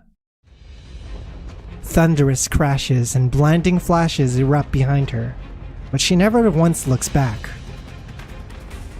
Clinging desperately to what remains of Crown's tattered upper body in the seat ahead, she presses the ruined form close. It seems impossible to hold on, yet Chime refuses to let go. Your Highness, I pray thee, hold on. But a little longer. Gotta get to Rapunzel! We shall anon reach where Rapunzel dwelleth. Chime! Oh shit, she's still breathing. Your Highness, I am listening. Need a POV sequence of Chime like in the Battle of Bastards and she's navigating through all this? Yeah, dude, just like arrows raining down and like beams and lasers and shit. Crown grabs Chime's hand. Feeling the lack of strength in Crown's grasp, Chime struggles to hold back the sobs threatening to spill. Meanwhile, Trom presses onward. Not far ahead, Snow White, Scarlet, and Rapunzel come into view. We are nigh there, Your Highness. Just a little more. Pray, endure a moment longer. Suddenly, Chime remembers the conversation she had with them before charging in.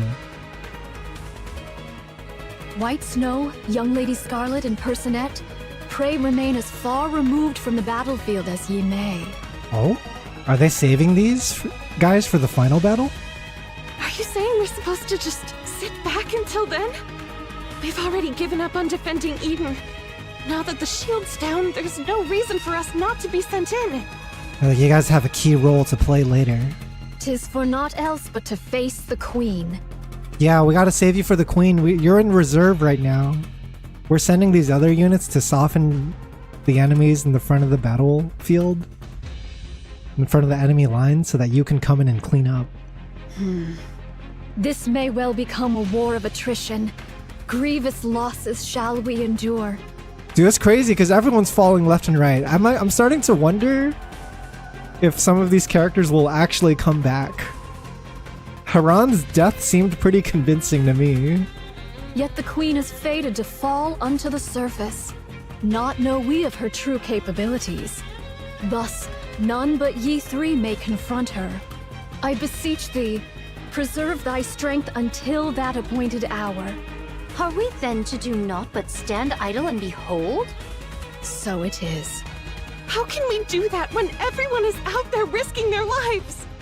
You have greater matters to attend to. Leave the lesser ones to us. see to it that the Queen is defeated. Had the Naked King been fully charged, it would have sufficed for her highness alone. But 'tis as it is, so I shall yield for now. See that thou triumphest. I trust in thee. They have to play their role. They have to be patient. Just grit their teeth. What if when Johan contacted us, it's when he's going down too? It's feeling like all of Inherit might not make it. Yeah, and it would be the event to kill them off, right? You got like a minigame going through all their backstory and shit. Well, no, they can't die. They can't die, Samus, because the minigame is about rebuilding Eden. Think about it. We've already been spoiled. The minigame is a happy ending. Eden must be rebuilt from the ground up, and they got like mecha versions of the characters and shit. Which means maybe those characters live on as data. I don't know. Aha. Man, I hope they make it back though. It's such a shame because it's so tragic. Because like you're finally introduced to these characters and you finally get to know how cool they are, and then they take them away from us. You know, we finally got to know them and they take them away from us. The minigame plot armor. Yeah, the minigame's about rebuilding Eden, so. Without fail. Maybe it's a sign they'll be back. Chime. Chime tightly, Crown tightens her grip on Chime's hand. With all the strength she can muster. I understand, Your Highness. Chime. Here. Talus produces some camouflage tarp from its backpack. Chime takes it and covers Crown's torso. My thanks. Trom skids to a halt before the pioneers. Good grief, what an easy life you've got. The Queen hath fallen. Go on, fetch her head at once. We will. 'Tis about time we toddle off. Is Crown all right? Ah, worry not. She hath merely gone to cool herself after exerting far too much. Linger not, lest her highness return and take the Queen's head herself. If thou wouldest keep thy glory, make haste, I say. Is she bluffing so that they don't delay? That shall not do. Let us make haste. I just got it and motherfuckers dying. Everyone's falling, dude. It's crazy. When they said goddess fall, did they mean us? Are we the goddesses that are falling? People from our side? Righty-o, off with thee. Cheerio. We'll be back. Snow White, Scarlet, and Rapunzel move forward, crouching low as they run. Chime watches them and shouts loudly. Thou must win! Absolutely must win! Dost thou hear me? Poor Chime! Snow White gives a thumbs up. Thumbs up emoji reaction. Let us go to Eden. I shall make use of the infirmary. Got it. Verily, I shall take a look. Oh? We got a Nayata copy? Nayuta? Though I may possess not Personet's skill in the healing arts, Maybe the real Nayata. This is the real one. I can tend to urgent wounds and see her safely borne to Eden. She does have a heal in her kit. She does have some form of medical expertise. Your Highness. Do not worry. Very well, it is. Though combat be not my forte, I shall return anon and smite at least one rapture's head myself, I swear. Here. Crown extends her hand towards Chime, who reaches out and takes what is offered. This may be lacking, but just this once. What'd she just give? No, I can't, Your Highness. How could I ever dare? Because it's you. You can. Chime. You are my aid. And the finest in all of Crown Kingdom.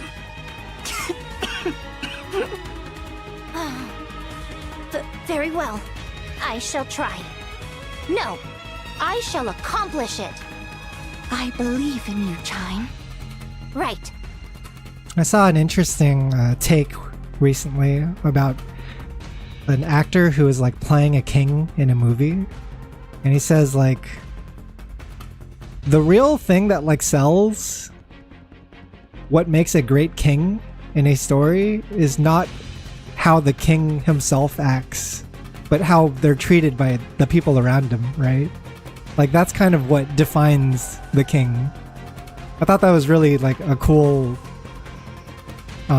realization, is that like your greatness as a king is only defined by the people who are underneath you, right? Who are like actually relying on you.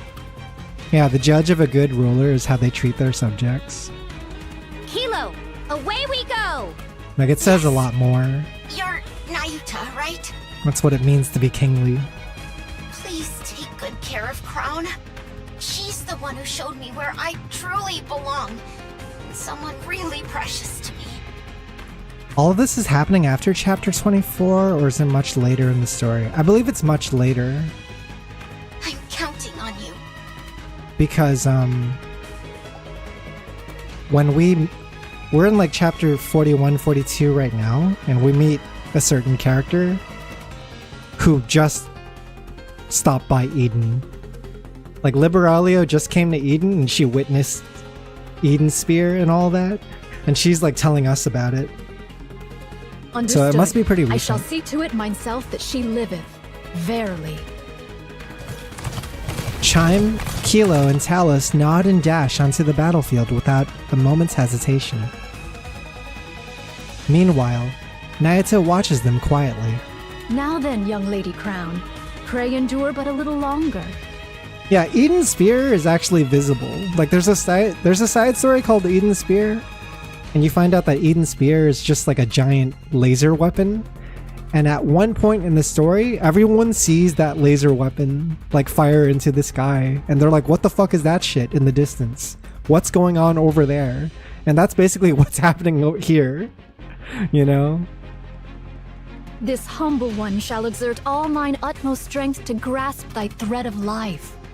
Liveralio mentions to them that they don't want to be at Eden right now, and the situation might even be even worse there. Yeah, when they're luring away Only One, and they're like, we gotta lure this thing somewhere, and they're like, the commander's like, oh, why don't we go to Eden? And then Liveralio's like, no, you don't want to go to Eden right now, right? That's like how she puts it.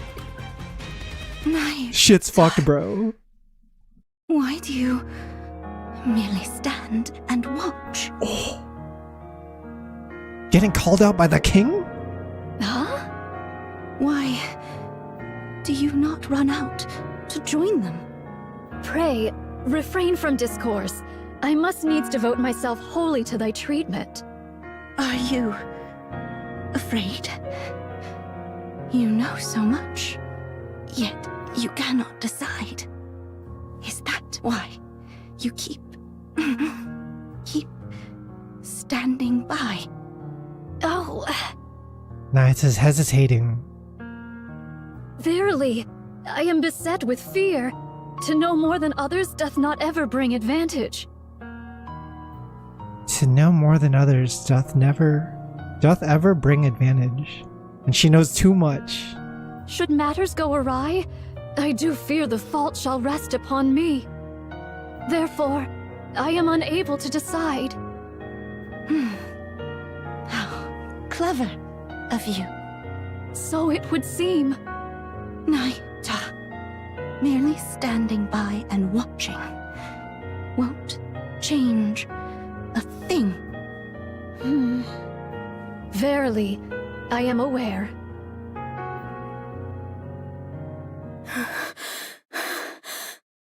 I feel like it's because if Nayuta decides to take action, and if we assume that what they showed us earlier with like all of her clones losing their memories and stuff, and basically getting their existences erased, like I think that's what she hesitates to do, is that she doesn't want to kill like the remaining 1,000 versions of herself.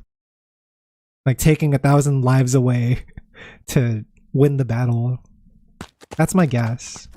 I don't know if that's actually why she's hesitating.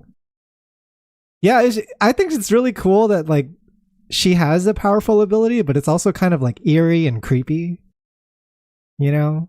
Other characters are creeped out by it. Like, Johan's like, I've seen you die. It's not normal. Right? He's like, what the fuck is the matter with you? I don't want to be in the same room as you, standing next to you for too long. See, Papillon sprints across the surface, constantly checking the safe route displayed on her phone. She's actually running. The safe route Isabel gave her has proven reliable. She hasn't run into a single rapture so far. At this pace, she's confident she will make it to the Ark without incident.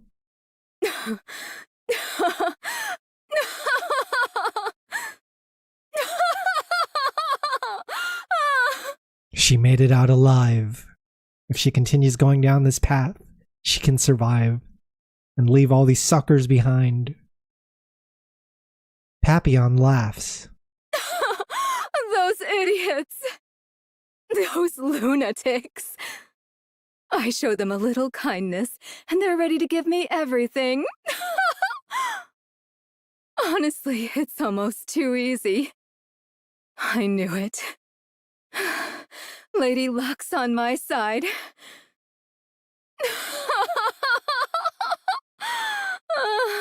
It's the coward that survives longest on the battlefield, chat. Being scared and being the first to escape means you're most likely to survive.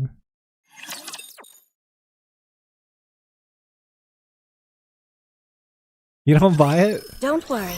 I will protect you. Do you think she can come back and make some clutch plays, though? What can Papillon do if she comes back?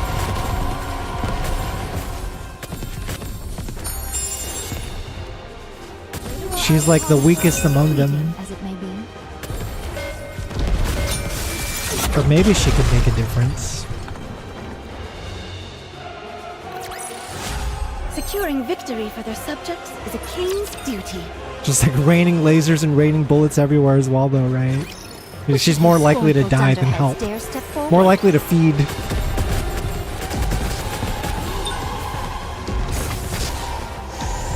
Sorry, please wait a minute. Wait a moment, it will end soon. I'm sad about Crown. Crown is such a good king. This place too hath been cleared. Now let us continue forth upon our journey. Papillon runs as she recalls the events before she escaped from Eden. I'll be running away. I see. Has Isabel provided you with the safe route? You knew? Of course. I'm the one who plotted the route. Yo. Oh, right. Farewell. There's much I'd prefer you not disclose when you return, but I doubt it matters anymore. Whether you speak of it or not is entirely up to you. We'll all be dead. Aren't you going to stop me? Do you want me to? I'm not sure. For a hostage, you were surprisingly helpful. I appreciate that, but no further involvement will be permitted. Oh, come on. You could have said something like, now that we're comrades, how about risking your life for us just this once? Nah, man, it's gonna be like that one thing. You know when you're like a hostage with someone from your and you start growing attached to your captive? It's like Stockholm Syndrome. Papillon's gonna start feeling the Stockholm Syndrome. She's gonna U-turn and help out. I don't speak in such a saccharine fashion. You're in too deep now, dude. Saccharine? Moreover, one cannot compel another to risk their life. Only you can determine the value of your own life. They're spreading the seeds of a good conscience. So you're fine with putting your life on the line here? And Papillon's just gonna have this flashback of things that every character has said to her. Like Isabel telling her she's a good person. And everyone just trusting her to do what needs to be done when she gets back to the Ark and not indulge in spreading the secrets of Eden and Noah's sacrifice. All these things, right, is going to start flashing in her brain. That's how much you think your life is worth? Yes, that is my decision. Cecil, I'll be frank. Wouldn't it be smarter to fall back, regroup, and then fight again? This isn't your only chance, after all. No, this is our only chance. While they fear us, there is much we can accomplish. To retreat would be to reveal our hand, and then next time, they would act far more boldly. This is the opportune moment to make a counterattack. And the Queen has already taken considerable damage. There's no guarantee we'll ever be able to inflict this much harm on her again. Dude, you like feel the risk in the battle, right? Because it's as they said, it's a battle of attrition. It's whatever side shows weakness is the side that loses. And so you can't back down. Why are you all going to such lengths? This is strange. What can possibly be more important than your own lives? Who knows? Perhaps it's just as you said. We've all gone mad. Yo! I think she's gonna get she's gonna acquire the madness. Just like they have. Maybe we're all just crazy, right? Insane. Every last one of them.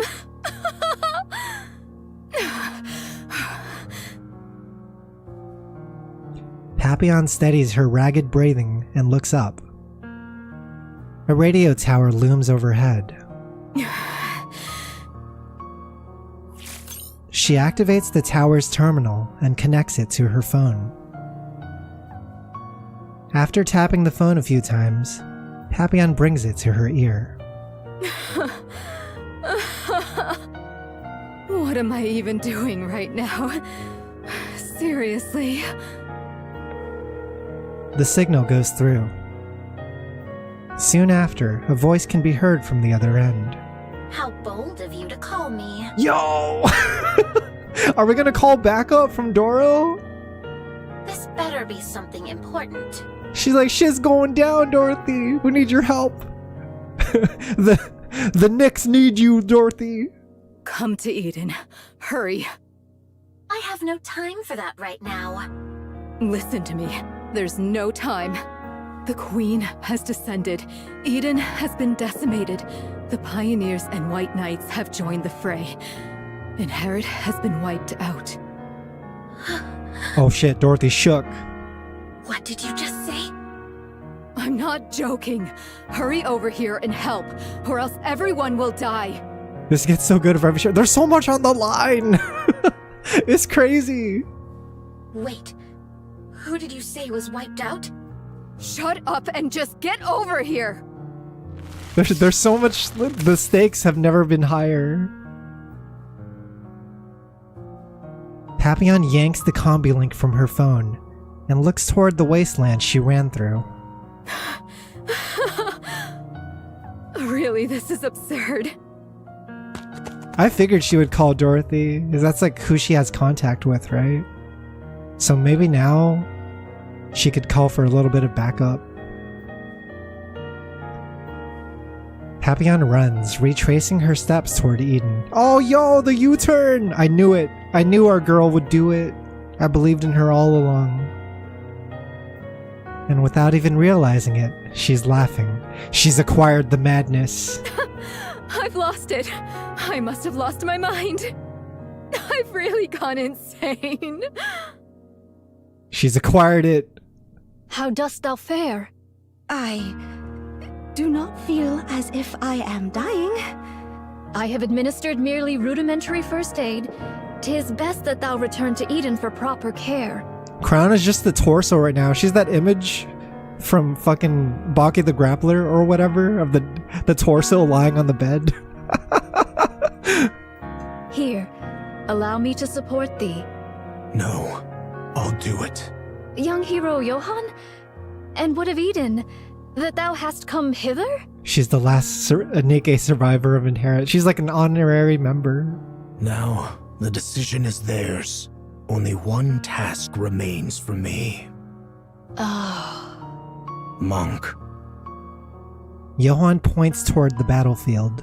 Go. This humble one. What? You don't want to? Go. Even if things go wrong, even if all our plans fail, someone will see it through. You gotta leave if we're dying here. You need not bear the burden of failure by yourself. But this humble one had made many jump into the jaws of death up until now. I made it seem as though they had a choice when in truth, I compelled them. She's the head Nayuta. They all have to obey her. Upon their pride. I burdened them with the decision that ought to have been mine. I was but a bystander. Cowardice stayed mine hand from choosing, and so I wielded knowledge as a blade, driving them into mortal peril. Thus, it is I who must bear the consequence. Should they fail, even by the narrowest chance, this craven observer must inherit their will and prepare for the next appointed hour. It's that old trope of the strategist that sends people into battle, but like while they're safely behind the lines and making all these plans, they're like sending out people to die, right? And then every day it's just like, oh yeah, 1,000 guys just died, another 1,000 just died. And then they have to hold that on their conscience. That's how Nayuta feels right now.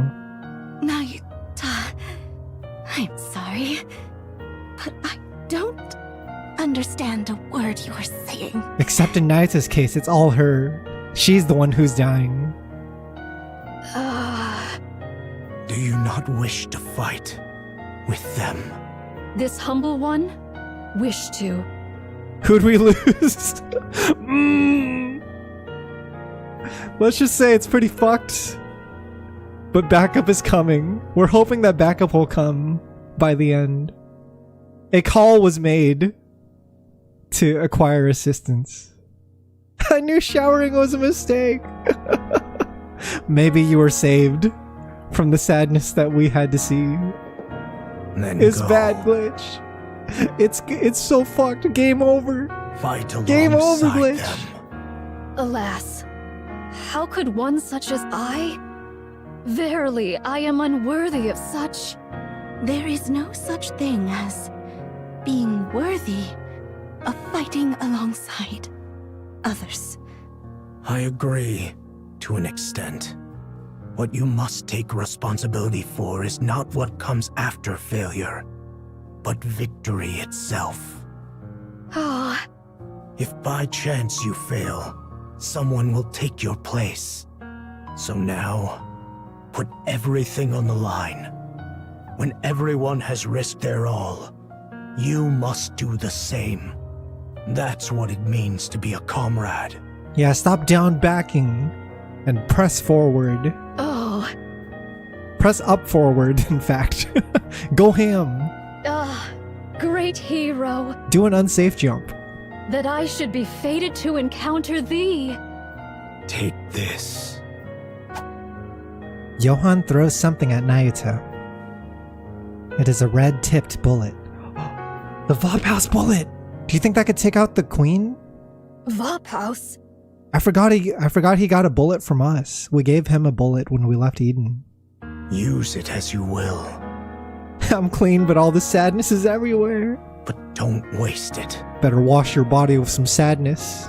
Verily, this responsibility is most grievous. All the more reason for you to make the decision yourself. It's a bullet made out of our blood, the commander's blood. It's probably the only thing that could take out the queen at this point. Don't leave it to others. One shot, one opportunity. Do not miss. Oh. Cecil, clear the infirmary. One NIKKE is incoming. One NIKKE. Got it. Nayuta hesitates, then takes a step forward. Slowly, she begins to walk. Then at once, she is running. The Silver Monk sprints ahead, moving with a speed she has never used before. She's Naruto running! Everyone's calling Naruto a coward, stop! Yeah, we don't know what she's been I through. will look over everyone. She just has to steal her resolve. It's good that Crown and Johan got to talk to her. Just give her some courage juice. We will also emerge victorious, so long as we never. Yeah, she does judgment cuts. It's so sick. It's so cool. Because in a game where everyone's firing guns, for some reason, Scarlet just like judgment cuts. And she's classified as an assault rifle character, but she's really just using judgment cut. It's pretty sick.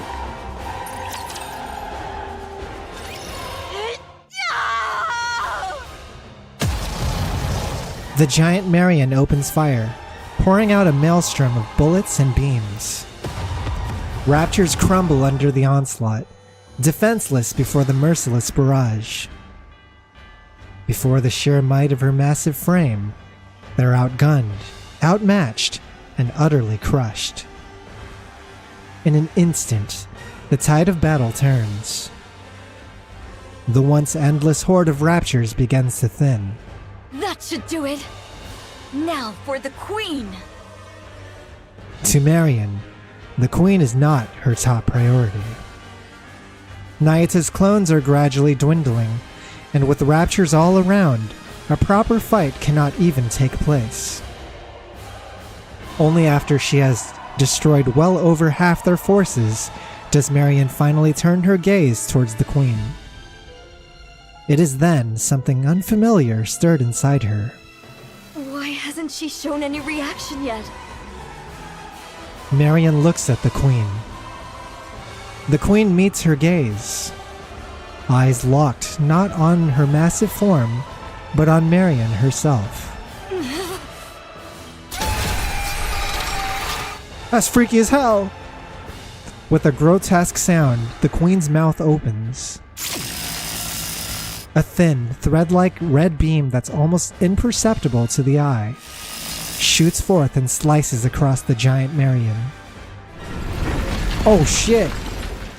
Moments later, her massive frame begins to split in two at the torso.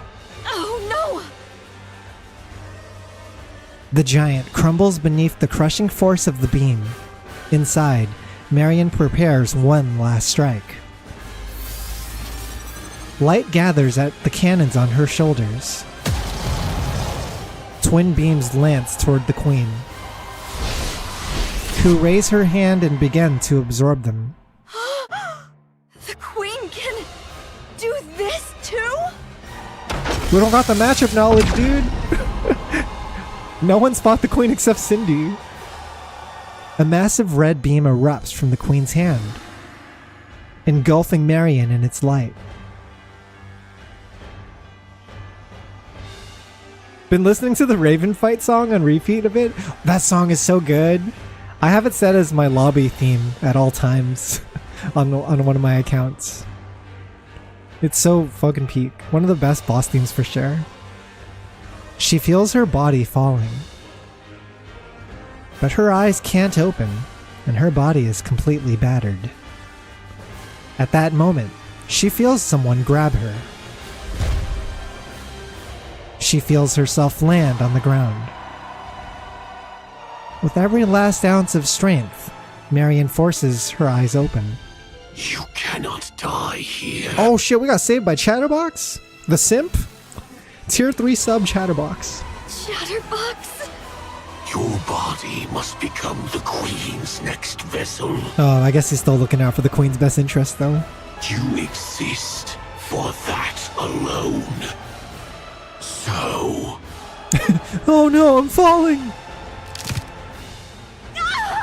Oh shoot, did you just vore her? Stop this pointless act.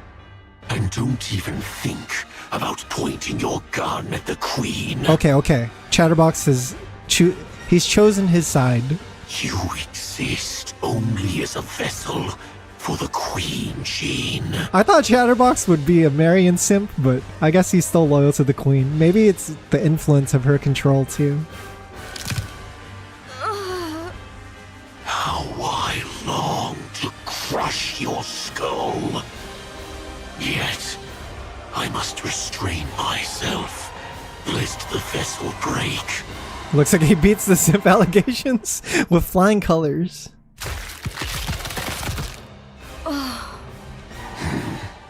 Unconscious already. To think this is the Queen's vessel. Shall I remove her eyes, ears, and mouth? Just to be safe? Chatterbox kinda scary. Don't do that. What if you end up breaking her? Ymir? Mira. You followed my orders and retrieved Marion. Well, safely, if we're being generous with that term. Her orders. Nicely done, anyway. Can she really become the Queen's new body? Of course. The Queen is old. More importantly, she herself says she wants a new body. I can't hear the Queen's voice. There's nothing we can do about that. Only heretics or entities above that level can hear her voice. He's not considered a heretic? In any case, do not harm her. No one can guarantee what effect it might have on the vessel. What even is Chatterbox? So stick to the original plan and protect Marion. My goodness, I heard you even tried to eat her? That would have been a disaster. If the Queen found out, your head wouldn't be the only thing at risk. Best girl on screen? I always thought Chatterbox was hinted to be like a male NIKKE experiment. It's like all the NIKKEs you see in the game are female, right? But they must have tried to make male NIKKEs at some point, and it must have failed horribly. She might even exile you. Because you don't see male NIKKEs. Do you understand now how serious this is? I'll cover for you this time, but never do that again. They even talk about that, but they never explicitly show examples of that, right? So I always assumed Chatterbox was an example. You want the Queen's recognition? And to hear her voice, don't you? Fine. I'll be careful. Yes, please make sure to do that. Oh, now that I think about it, how about the Vap House? Did you find it? I found out which body it's in. It's only a matter of time before we secure it. Are they talking about my body? I see. As you know, Chatterbox, the Queen's body has aged, but the greater concern lies with her brain. She has overwritten Lilyweise's brain with her own data, but the remnants of Lilyweise's nymph continue to attack her. Whoa! This whole time? Of course, the Queen is hardly one to be defeated by such a thing. Nevertheless, it is wise to remove any lingering threats. So Lilyweiss is in the clear? I was always sus about Lilyweiss because she disappears at such a strange point in the story. In any case, ready for peak? Yo, King Guy, what's good? Have you gone through it all? Now that the Queen has descended, please act swiftly. Yeah, we're getting towards the end. We got like a couple chapters left. That's a fine answer. Looks like everyone's here. Then I'll be on my way. We're like at 1.7 or 1.8 or something like that. You understand, don't you? Never, ever harm Marion. You're to cherish her dearly and keep her safe. Got it. I'll be careful. Damn, this whole time Chatterbox was taking orders from her? Mirror crackles with static and vanishes. Chatterbox looks down at the battered Marion. Just as he reaches out for her, a thunderous roar erupts.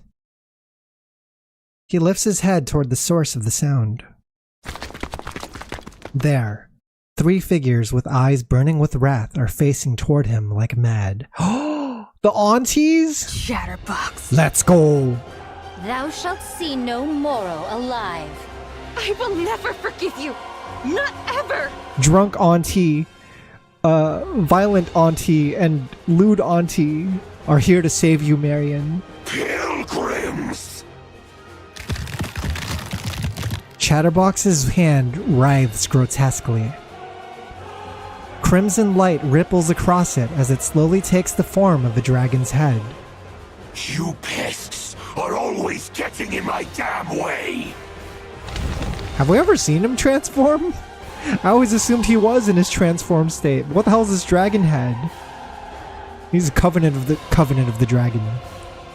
The dragon's head gathers fire in its mouth. But Scarlet's blade slices through it. Rapunzel's golden light pierces Chatterbox's neck, while Snow White swings her rifle with all her weight behind it.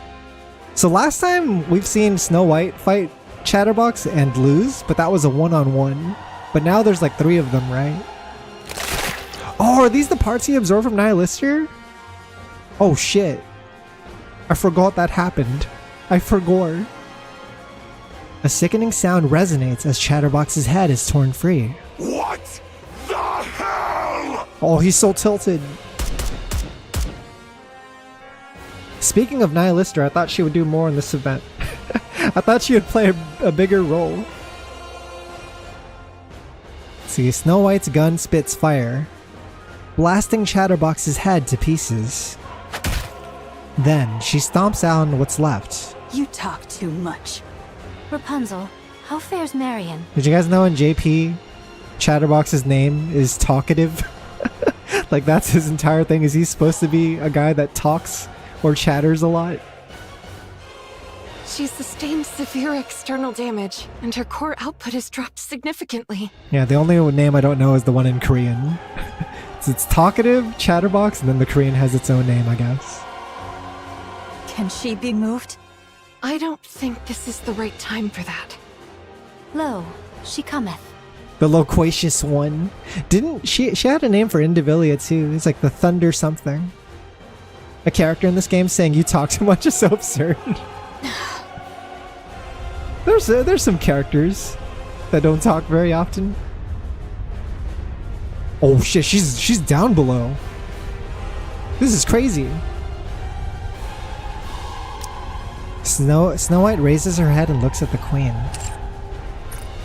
So they mentioned in the developer interview that when they designed the Pioneer Squad, they wanted to make an RPG party. So like they wanted Snow White to be the tank, they wanted Scarlet to be the damage dealer, the DPS, and Rapunzel to be the healer, and then Naruto was supposed to be the support, like the jack of all trades support. It was pretty cool that like that was the blueprint for their design. The queen looks back at them. At last, the white pilgrims stand before the jet black queen. The queen. It's cool that they're all like predominantly dressed in white as well. It's like the matching garb.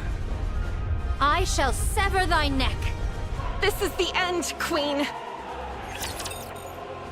Said queen with the hard Q and the slur. Which of you scornful dunderheads dare step forward?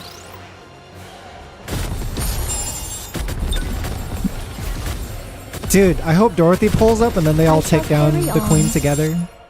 Dorothy's gonna show up clutch with a dive kick.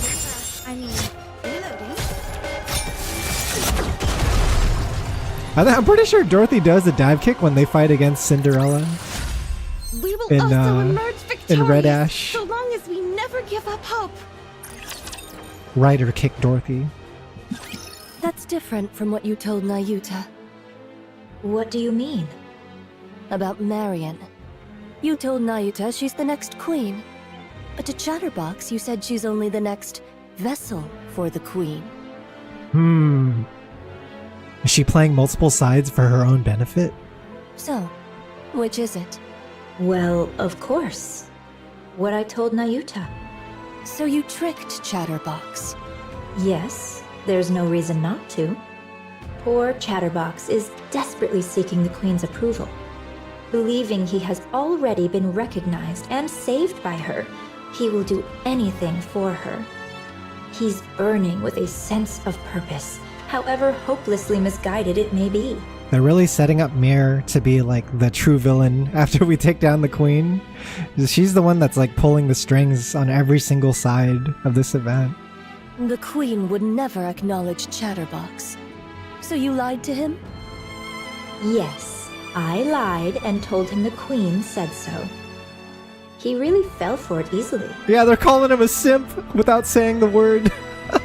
Since Chatterbox isn't a heretic, he can't hear the queen's voice anyway. So it was really easy. Imagine never hearing the queen's voice. You're not even worthy of it, you know? From my perspective, the more protectors Marion has, the better. He didn't seem to understand what being a protector means, so I had to remind him. But it should be fine now. Yeah, he's kind of going apeshit on her body, man. And besides, Chatterbox has ties with the heretics, so he brings me all sorts of information. Such a pitiful little creature, so very easy to manipulate. Chatterbox is also like in contact with Enoch, which is interesting, right? That they had like a deal going on where Enoch would send Chatterbox Nikkes every now and then so that he could feed on them. And in return, Chatterbox would not attack the Ark. And if he goes telling the other heretics? He won't. He thinks doing so might cost him the Queen's recognition. He really is something. I hope the next Queen turns out like that too. Oh, there was one time he was a bit of a headache. Oh? Nihilister once ordered Chatterbox to find Vophaus, and I had to rack my brain to find a way to clean that up. Other than that, there's no puppet quite like him. I'm realizing all over again what a nasty piece of work you are. Rose is like, women are scary. I, too, would do anything to win. Yo! Dude, she's the true villain, right? This is like... They set up this whole event, Goddessfall, to be like, oh yeah, we're gonna beat the big bad and it's gonna end, but I don't believe that for a second. We're already seeing ominous comings of a new villain. Trom, Mantra, and Talus run side by side. The surviving Nyata clones had their eyes fixed on that sight. One lifts a hand in farewell. Another lowers her head in a solemn bow. A third clasps her hand in silent prayer. Though their voices don't reach them, their meaning is clear. Our charge is clear, to vanquish the Maiden of Thunder. Verily, young Lady Heron's strike hath surely left her frame marred beyond measure. Okay, so Indivili is still alive and we need to finish her off now. Yet our foe is a heretic, whose gift of regeneration must not be scorned. What if she's trying to become the new Queen Vessel? Or become the new Queen herself, right? Ere she be made whole anew, we must needs bring her down. Thus shall the Forerunner Maidens contend with one Lady hindrance of Thunder. fewer in their strife. What should we do about Chatterbox? Sounds like a sick name for a pinball machine or something. Lady of Thunder. You need not trouble thyself over the loquacious one. So loquacious. He is not but a mere pawn, subject to the whims of more puissant hands. Puissant. He shall pose no threat. Verily, he mayhap hath already met his demise. I strongly agree. The special entity Chatterbox is not strong. Talus has beaten Chatterbox before. It's so funny that everyone shits on Chatterbox. It's the best. Because he tries so hard. He wants to be so evil and so bad. But no one takes him seriously. Well, yeah, they're like, Chatterbox is a jobber. Yeah, that's right. AI told that. AI has just commented on how much Chatterbox is a jobber. 2 wins out of 2? Did they actually win 2 times? That's crazy. I will no longer connect our cores. The risk is too great. Yeah, I remember that was how they beat him last time. They had to like do like a suicide attack basically. I'll only use it if I have to. If I really have to. Art thou nervous, young Lady Chime? 'Tis not so. Pray, Why art thou so silent? Speak not to me. Yo! Nayata closes her mouth and gazes silently at Chime's profile. At first glance, she seems tense, but her expression is clearly...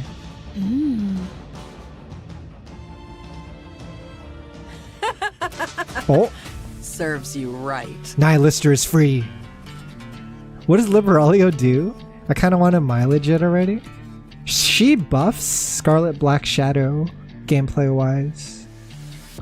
She has a weird mechanic where she gives charge speed to the lowest attack B3 in the team. But what's kind of annoying right now is like, depending on how much attack she has versus Scarlet Black Shadow, the buff doesn't always go to the right place. So your units have to have like pre-configured stats for that team comp to work properly. Yeah.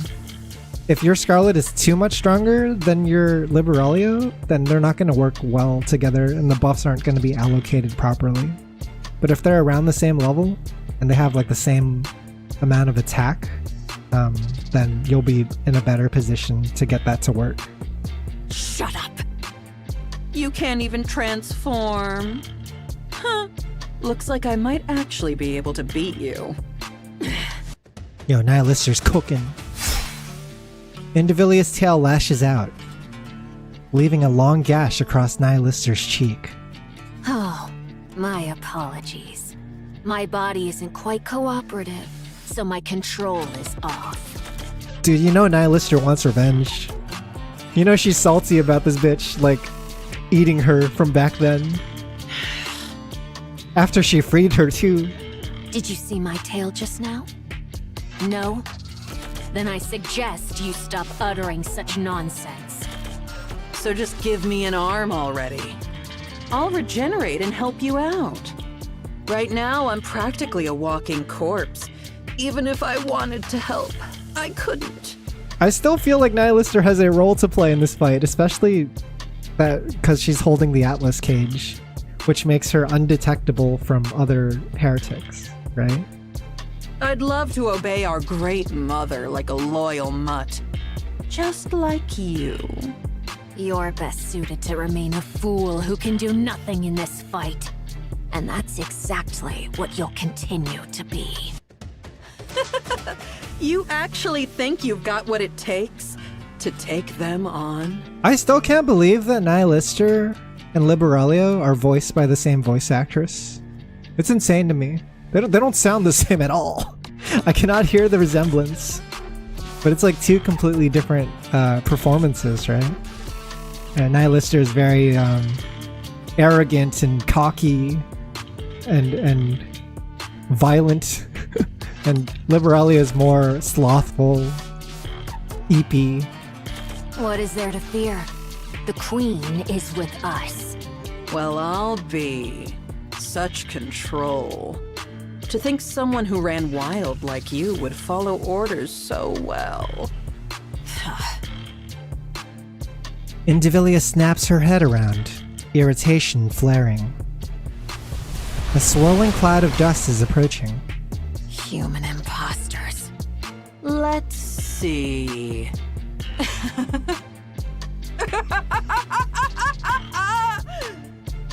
A little brat, a hunk of scrap, and a damn monk. Hey, looks like they're here for you. She's enjoying this. she's enjoying this a lot. And you know what that means, right? Those nobodies actually think they can take you down! What the hell have you been up to that even those losers are coming after you? You're seriously pathetic, you know that? Indivilia's tail lashes out, the blade at its tip stopping a breath away from Nihilister's neck. Unfazed, Nihilister runs her finger along the blade. Great Mother said no fighting, remember? I love this. She's just using this opportunity to shit on her. At her weakest moment. Hey, they're coming. better get ready to die. I'll even say a prayer for you. Very well. How fortuitous. I have been in need of a vessel for my ire. Behold, the Maiden of Thunder and Fire Dragon standeth before us. I shall go first. Huh? Yeah, Maiden of Thunder. What are you gonna do all by yourself? What are you gonna do? Hi thee, Trom! Oh shit, she got the Trom! Trom gallops ahead with Chime on its back. In an instant, it puts distance between itself and Talus and Mantra. Chime, wait! What kind of reckless stunt is this? Thou villain! Indivilia! How darest thou? How darest thou wound Her Highness' sacred body? That grievous crime! E'en 100 deaths shall not atone for it. I shall take thy head, mark my words! She did take it before. She could do it again. Kisama! Though it be the last thing I do! She's activating Kisama mode. Chime, you've got to calm down, or... Come to think of it, I owe you one. Allow me to exact my due. Yo, if Chime pulls this off, I'm gonna be so hyped. The distance between Indivilia and Chime narrows. Chime, still astride Trom, suddenly leaps forward as if throwing herself. The thing is, Crown gave Chime something before they departed, right? So what is she about to use? A spear, perhaps? Indivilia smiles, as though she had expected it all along, confident in her victory. Aye, keep smiling so. Thou wilt surely aim for my throat. That is thy way, after all. As I struck at thine, so shalt thou strike at mine. What's gonna happen? I have no skill to dodge thy blow, yet I trust it shall come to pass. Oh, what the fuck? Chime flips through the air. Indivilia's blade passes through where her neck had been. Instead, her back takes the blow, but it isn't. What? It isn't what? Oh, it isn't deep. Chime's spins comes to a halt and her eyes lock with Indivilia's. Now 'tis my only chance. Indivilia!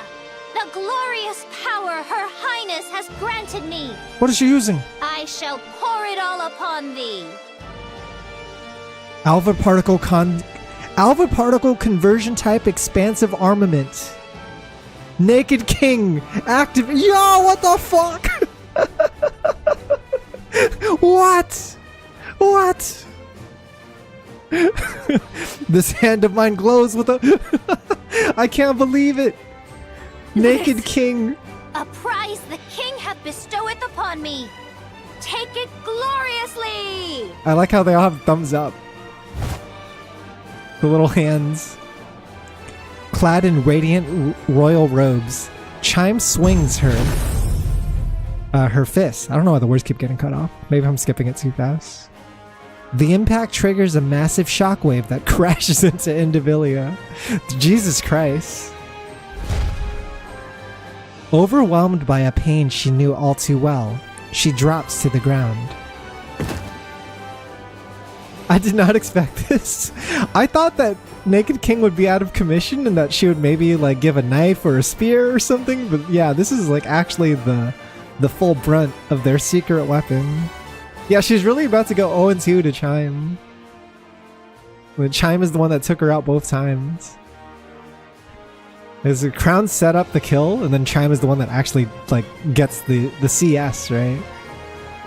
Moments later, Chime plummets, her body hitting the ground like a falling meteor.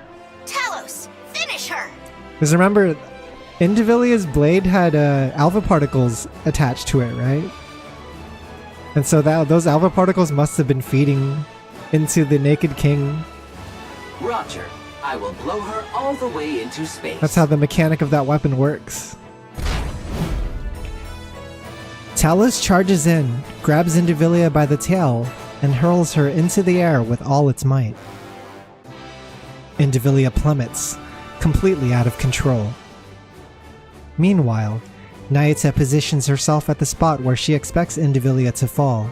Howbeit mine outward seeming, this humble one is full well versed in the noble art of self-defense. Soothly. Nyssa swings her arms in a circle. The falling Indivilia begins to spin as if being pulled into it. Her head crashes into the ground at terrifying speed.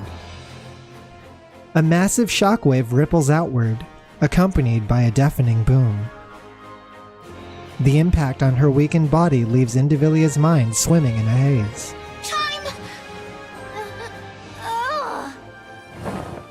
Talus drapes a camouflage tarp over Chime, who lies bare on the ground. Are you okay? My whole body aches. The only thing about the Naked King is it really does make you naked. Her Highness is most wondrous. I cannot fathom how she doth wield this with such ease. You're incredible too, Chime. I didn't think you could actually use the Naked King. As the kingdom's foremost vassal, 'tis but natural. Yo, Chime always gets the sick kills. Thou art still conscious? How impressive. Lister. She's enjoying it. Fight. No, I don't think I will. What the hell do you want me to do? You useless. You're the one who made me this way. Naya Lister is really weak right now, right? If she's even a little recovered, there's no way we could handle her on our own. Damn it.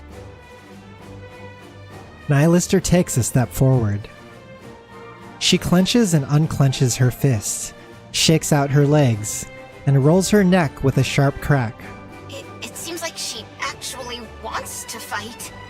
The detected output is low. However, it is unknown whether she possesses any hidden abilities.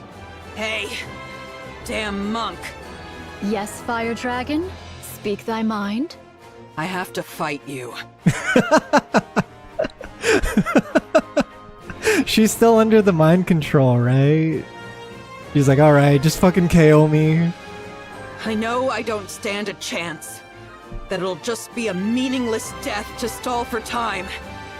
But I have to fight. This is what she's annoyed by, though. This is why she's done with the queen's shit, is that she's always under this control. It's an order. A damn order I can't refuse. Yeah, it's an order she literally can't refuse. Her mind has to follow it. The oh-so-great mother commands me to fight to the death. Nylister kicks the fallen Indivilia. Hey, that's just how it is for us. I like how that's what she uses her remaining energy on. This is the way we live and the way we die. Got it. She's like, piece of shit. Indivilia, you dumb bitch. Nylister takes another step forward. Fire Dragon. What? How long wilt thou continue living thus? What of it? Let us desist. Can Naita free her from the curse? Verily, 'tis somewhat mortifying to behold. It is kinda. It is unsightly. Is that so? Especially with Nylister. Indeed. What else can I do? I was born this way. Naita silently points at Indivilia and nods her head. Nylister's gaze falters. What are you doing? Indivilia staggers to her feet. Kilo and Talus immediately assume combat stances. Who told you to chat the day away? I said fight. Fight! I command you to fight! If you can't manage that, at least be a meat shield. I need to see that gif of the JoJo's Bizarre Adventure characters kicking the shit out of that dude on the ground. So I can escape! Nylister stares intently at Indivilia, who is trembling in front of her. Wait. Hold on a sec. You actually ate me before, didn't you? I went all out to save you, even handed over my weapons. Yeah. And this is how you repay me? Yeah. Betrayed by you, of all people. Let your hate guide you, Nihilister. Let your hate free you from the control. Nihilister, can you not hear me? Which is stronger? Your order to obey the queen or your hatred of Indivilia? The hell's your problem? Getting mad at me and ordering me around? She's so mad. You useless corpse. Do something! This is pissing me off! Something snaps inside Nihilister's head.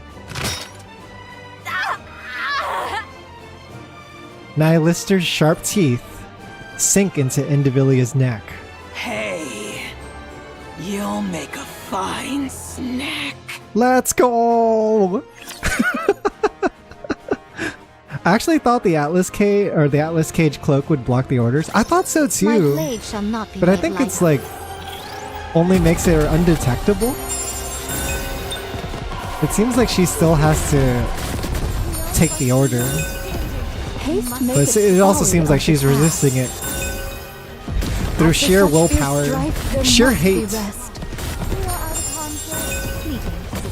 I also appreciate that sorrow it Indivilia is. continues to serve her purpose of becoming a jobber that lets other characters shine. Fancy a drink? She exists only to make good guys look better. Young Lady Kilo, unto thee do I entrust young Lady Chime. She is sore wearied, and to leave her thus would be perilous. And verily, naught of good shall come of beholding this sight. Indivilia's low screams and groans blend with the hideous sounds of something snapping, tearing, and spilling that echo all around. And among them, the sound that stands out most is Nihilister's ragged breathing, and the frantic, ravenous noise of devouring.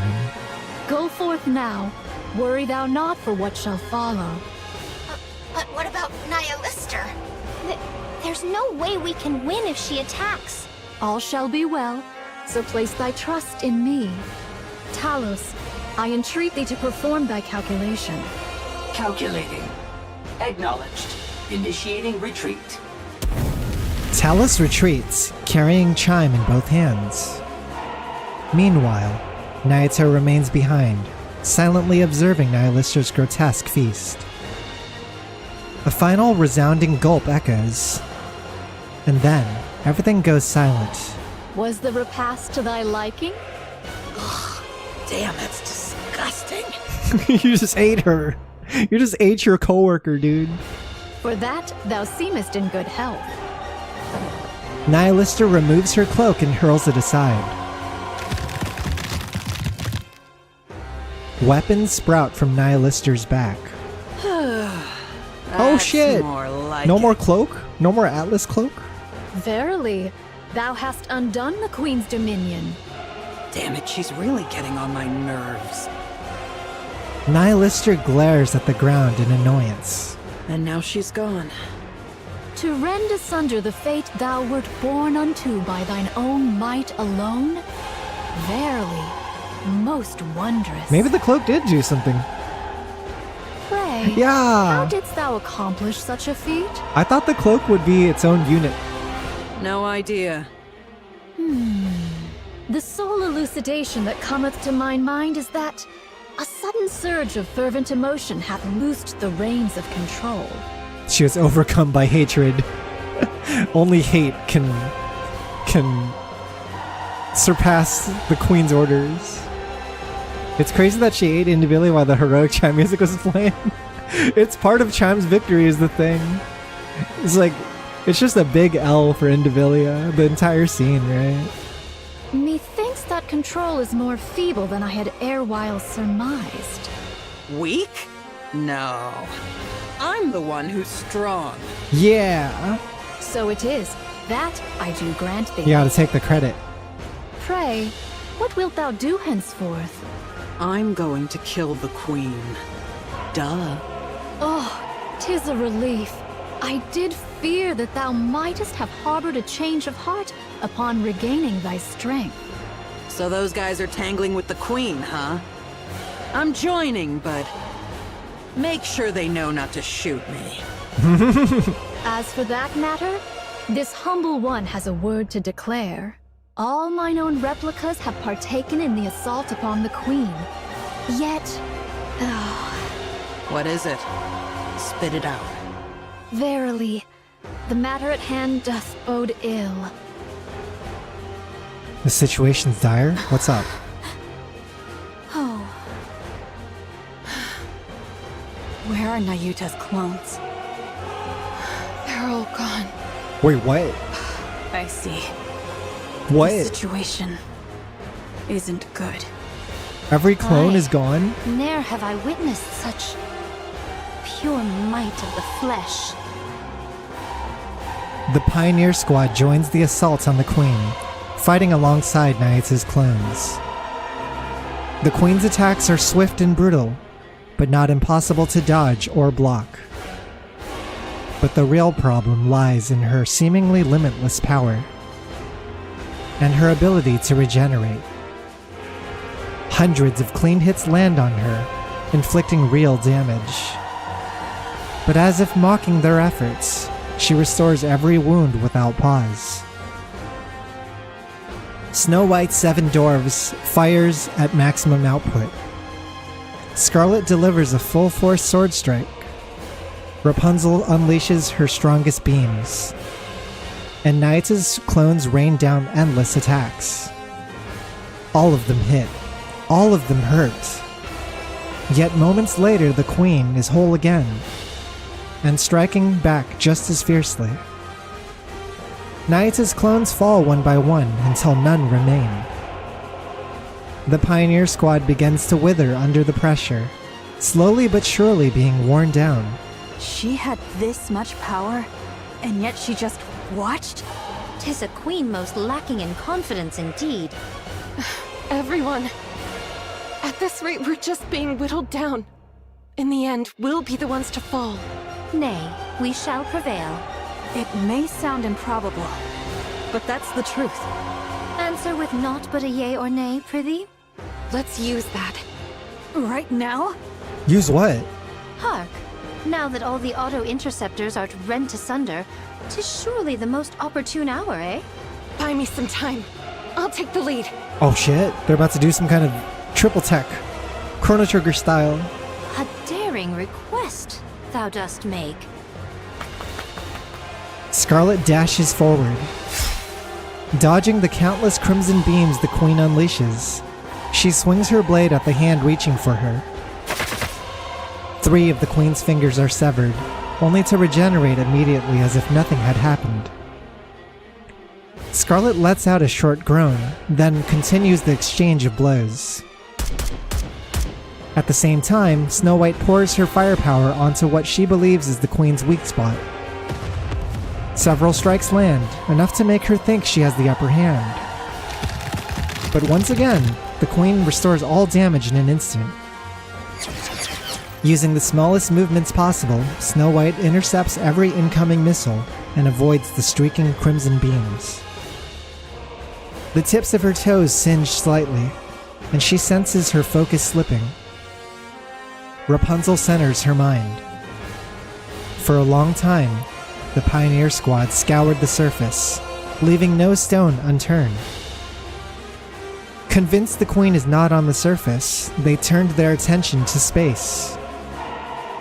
While Nyatz's countless clones are stationed across the surface to track the Queen's orbit, Snow White, Scarlet, and Rapunzel roam place to place, gathering intelligence on the Queen, and simultaneously deploying remotely operated weapons across the land. These weapons are meant for the inevitable day of the final battle. 6,000 missiles in total. The cannons of every emplacement turn in unison toward a single target: the Queen. where Rapunzel points. Yo! That's the reason they've been wandering the surface? They've just been setting up missiles? Incoming! Everyone, this way! This is insane. This is crazy. This really is the culmination of like everything in NIKKE so far. Rapunzel destroys her shield. Snow White and Scarlet hurry inside. The Queen stares, clearly puzzled by their sudden move. Moments later, she sees it. A second horizon line hovering above the real one. The sky is, quite literally, raining missiles. Crimson light radiates from the Queen's body, but even so, she cannot intercept the overwhelming fusillade of 6,000 missiles.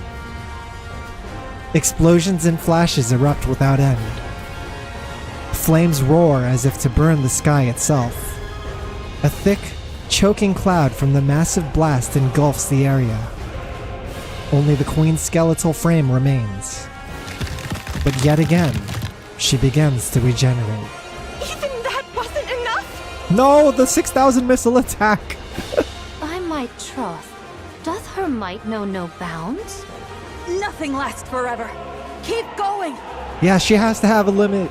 Good. Keep slicing, slicing, and slicing yet again, and anon she shall fall. I love the trope of like a regenerating boss fight that like as soon as you like slice through its body, you could see them regenerating before your blade even comes back to your hands, right? Yes, absolutely! We'll take her down right here! Like, how do you defeat something that's constantly regenerating that fast? A thunderous roar echoes from the distance.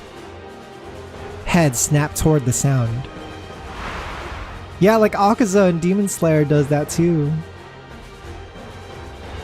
The thick curtain of smoke shreds apart in an instant.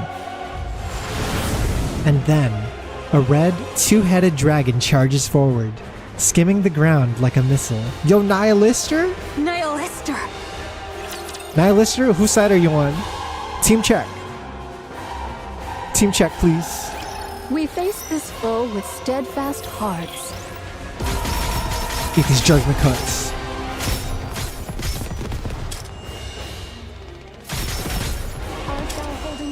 This is so hype, man. She's on our side. She has to be. It's her redemption moment, right? Fancy a drink? What? Are we gonna go to 112 now? Dude, we're at the end. I'm sad. But also, it's a 3rd anniversary event, which means we'll probably get a sick-ass anime cutscene at the end, which I'm very excited for. And I think Dorothy has to show up. That's my prediction.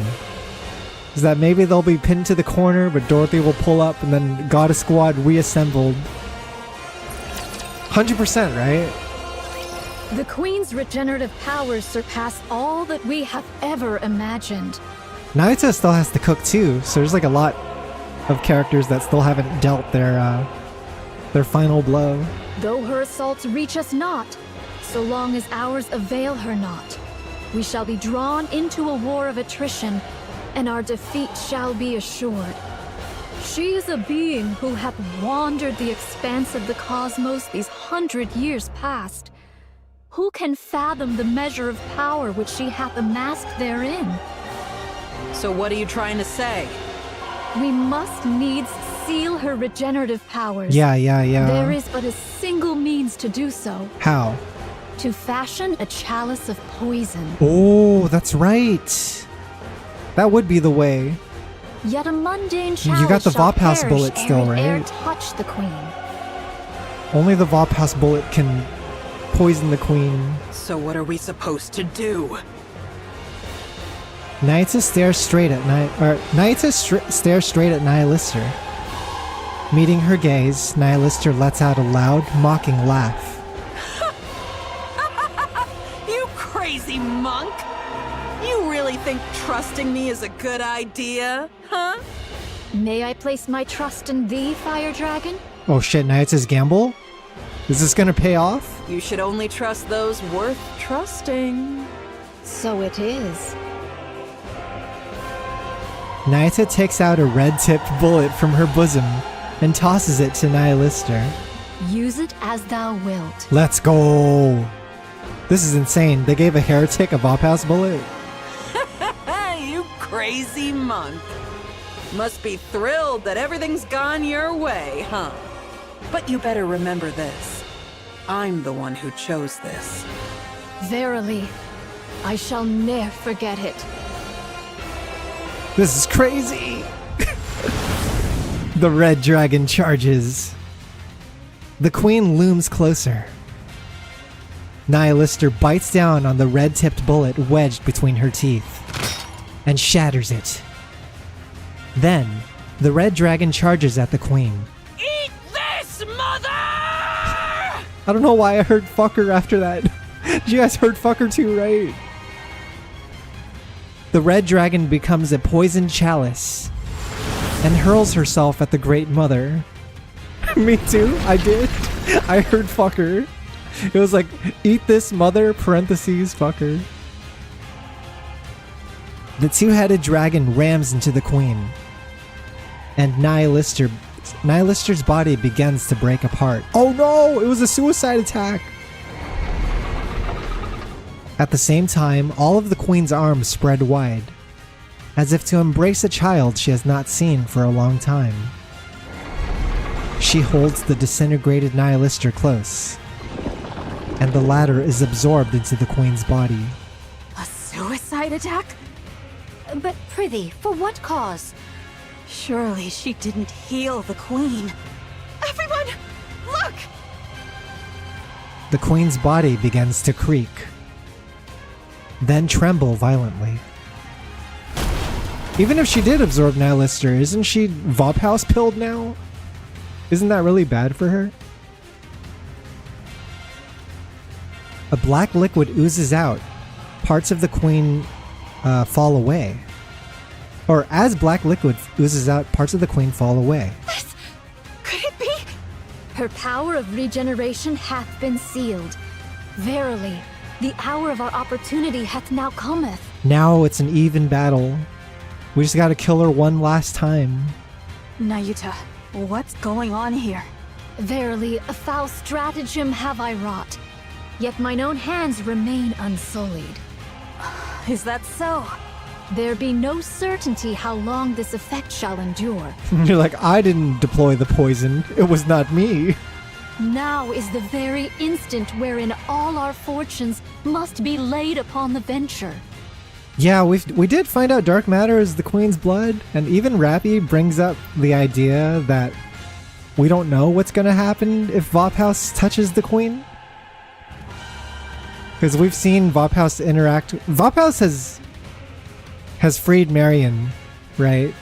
But it's also had effects on other characters, like turning Behemoth into a transformed state, for example. And so we don't know what's going to happen here, and it could be a misplay, right? Everyone, stay put. I've got a clear line of fire. It's been exactly 3 hours. It's time for the Eden Spear. Eden Spear. Fire. Every time Eden Spear like pops into the frame, I'm never ready for a giant beam. You just like some characters just getting Dragon Balled, right? A flash appears in the distance, and a blue beam of light strikes the queen. As the light fades, the staggering queen comes into view. I hate to say it, but this is truly a monster. We've done everything we can. The rest is up to you. That was their last attack. That was the assist. Win. We shall see it done. Yet thou answerest quickest, though thou wert the last to join us.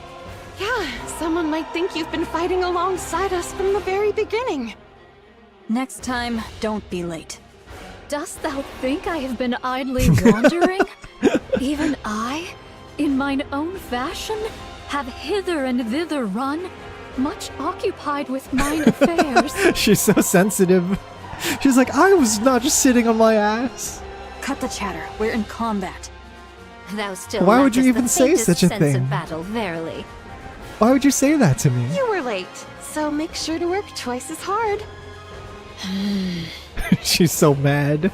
She's like, you don't know what I've been through. You don't know what I've had to deal with. Very well. I shall do my utmost. Moving out. Encounter! Yo, the encounter. Because remember, every time a Nayata on the battlefield dies, she gets reminded. Yo, what the fuck is this? Oh, this is so sick. This is the next solo raid. Queen 001. We defeated her. Took care of her, guys. Fancy a drink? Pretty weak, actually. No! She harbors no thought of falling! Don't stop your attacks! She's clearly stopped regenerating, and yet... Yeah, unfortunately, we don't get to fight the real version of the Queen until solo raid, because the regular difficulty for these events is always really low to get new players into the game. I do beg thy pardon, yet prithee, hold her but a little while longer. Hold her so I can do my special beam cannon. Even now thou liest in idle leisure? Truly thy carefreeness doth make me envious. Work harder! Go take a short rest, okay? Don't overdo it! Dost thou think I seek repose? Nay, I yet hold a trump concealed. Though it may not prove decisive, I shall endeavor to fashion an opening for thee all. Without a word, the three give a brief nod and take off toward Queen. Nayata spins on her heel and runs the other way. She finds flat ground and sits in a meditative posture. Amid the rising clamor around her, she forces herself to shut it out. Closing her eyes, she gathers herself. Her consciousness spreads outward, connecting with her other clones across the surface. And then, she makes her proposal. I shall consign thine lives to flame, and all sins that shall arise therefrom, I shall bear. What the f- Is she gonna kill every single self of her that exists? In an instant, all the linked consciousnesses are severed. Nayata watches as swarms of golden particles drift toward her, and sheds tears.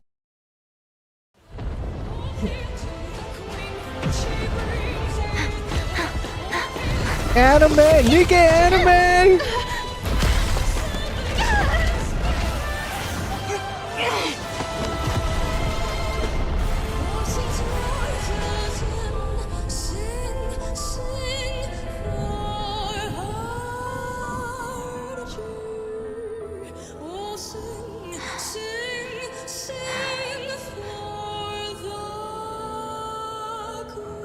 This is so eerie. This song. Oh shit. I standeth ready. Snow White looks so sick with the mask on. Alright, what's she doing? What's she doing? Theme song is playing. Yo, what the fuck?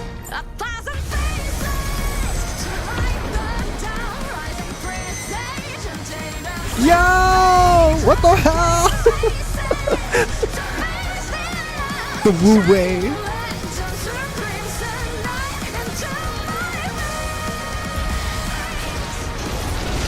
This is hype! The gotcha skin. $50 gotcha skin.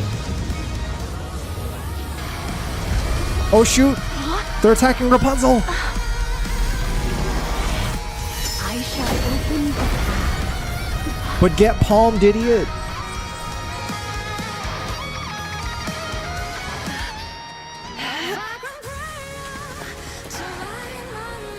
Alright, let's go. Nayata's so cool, man! No pain or despair! Oh shit, she's doing she's doing her ult. The exact lines. 7 dwarves ready. Everyone's ulting, dude. Where's Scarlet's ult?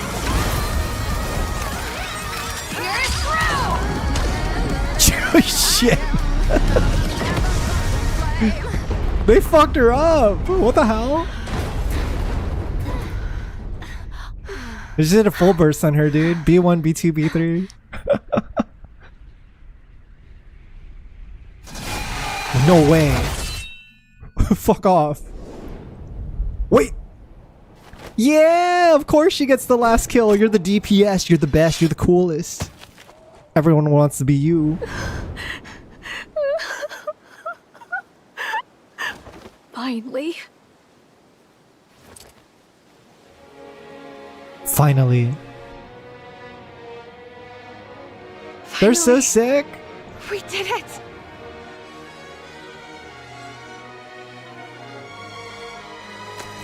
Oh no, wait, this is bad, this is bad. It's not GG yet. It's dark matter. Oh! What? Lilith? In the flesh? Lilith! Lilith! Wait, I don't trust this. Oh no!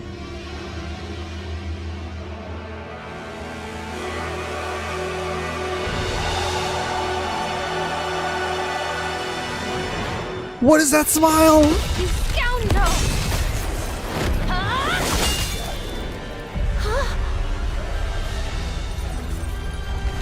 Oh shit, are they cooked? I think they might be cooked. They can't beat her. She's the strongest of all.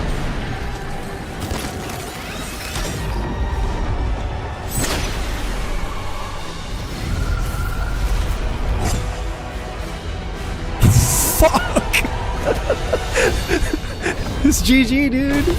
Wait, Naruto's still alive though. But she's out of energy. Also, this is like the longest anime cutscene they've ever put into the game. Holy crap.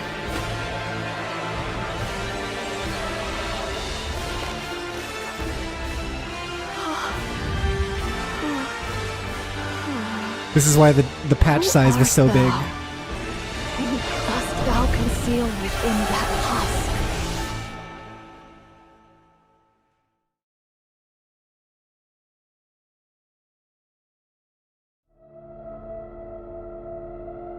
That which takes Lilyweiss's form fixes its eyes on Marion.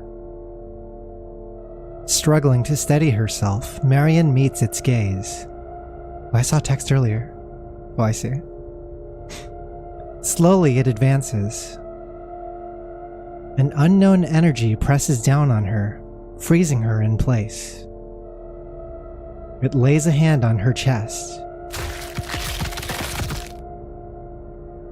Its hand drives through her chest, and Marion crumples to the ground. The figure stares at the red core glowing in its grasp, clearly pleased. Goddess, fall. No! It was the double meaning again!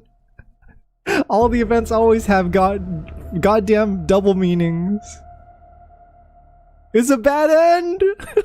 It wasn't a good end, it was a bad end! We lost! The goddesses fell!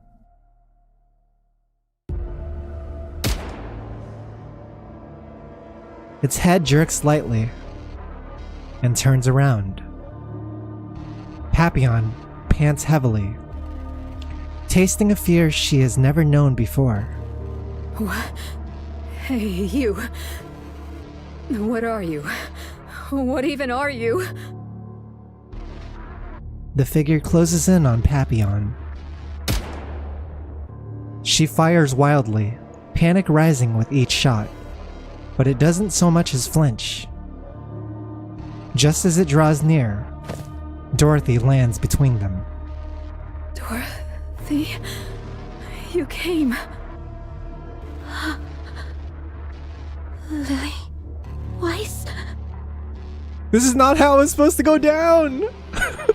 This is not how they were supposed to have their reunion chat. This is fucked up. I knew something was sus when like Rapunzel was like running towards her. And then by the time we had realized what was happening, it was too late. Yeah, it's creepy too, because the whole time it has like Lily Weiss's face and her smile. The figure looks at Dorothy. Her chest tightens as tears threaten to spill. Every part of her wants to run forward and embrace it. But... No. Lily Weiss is dead. The dead cannot return. Who are you? The figure remains silent. Who are you to dare wear her form? Answer me. Is she the new vessel? Once again, silence settles over them. Answer me.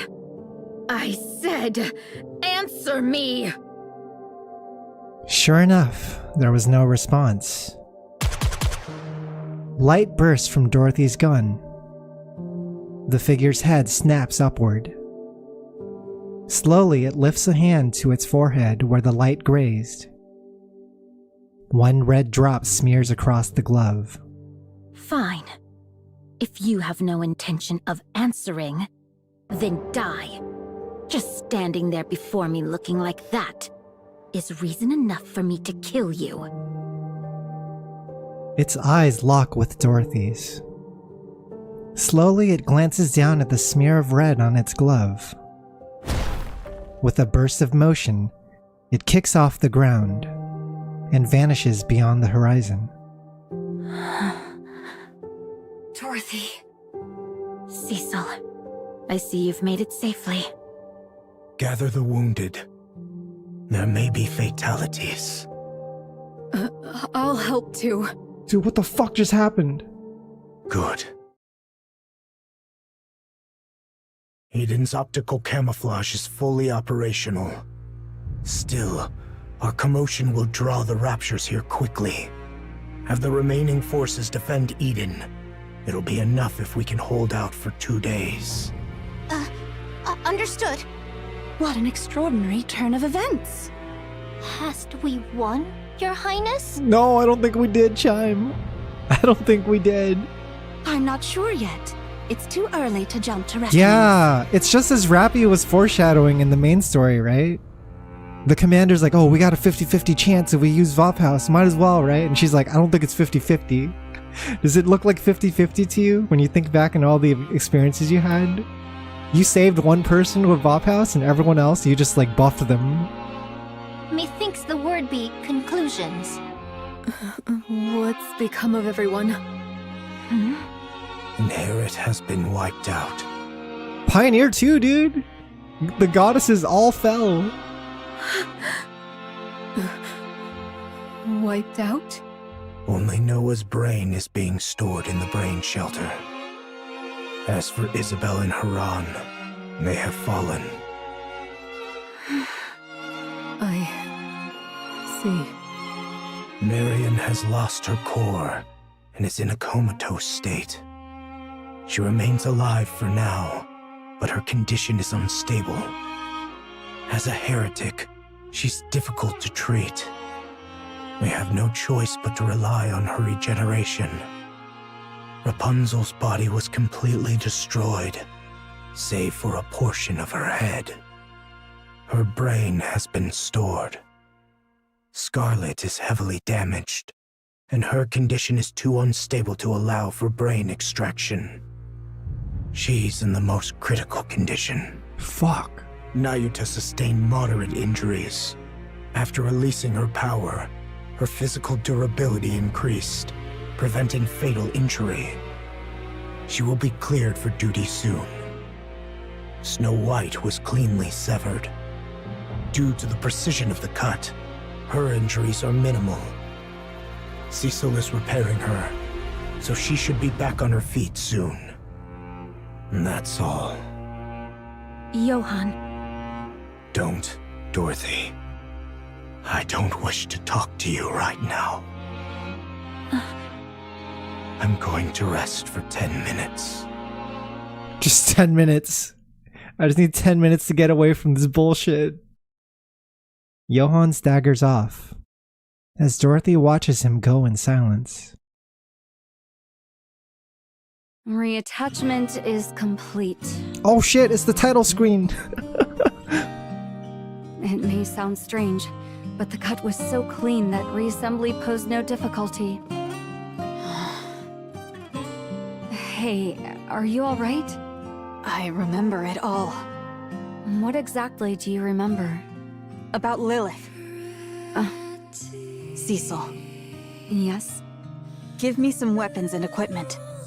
There's no way I can beat her with what I've got now. Oh, is Snow White gonna get a buff? I have no money, so put it on my tab. Perhaps you don't know this, I am homeless. but Eden has plans for weapons and equipment reserved exclusively for the pioneers. Hey yo, for real? How long you guys been planning this? They're meant as a gift, for the day we might one day fight together. Yo. Johann is the one who prepared them. This whole time they were just being tsundere. Why weren't these given to us sooner? As I said, we're still in the planning stage. Oh. When can you complete them?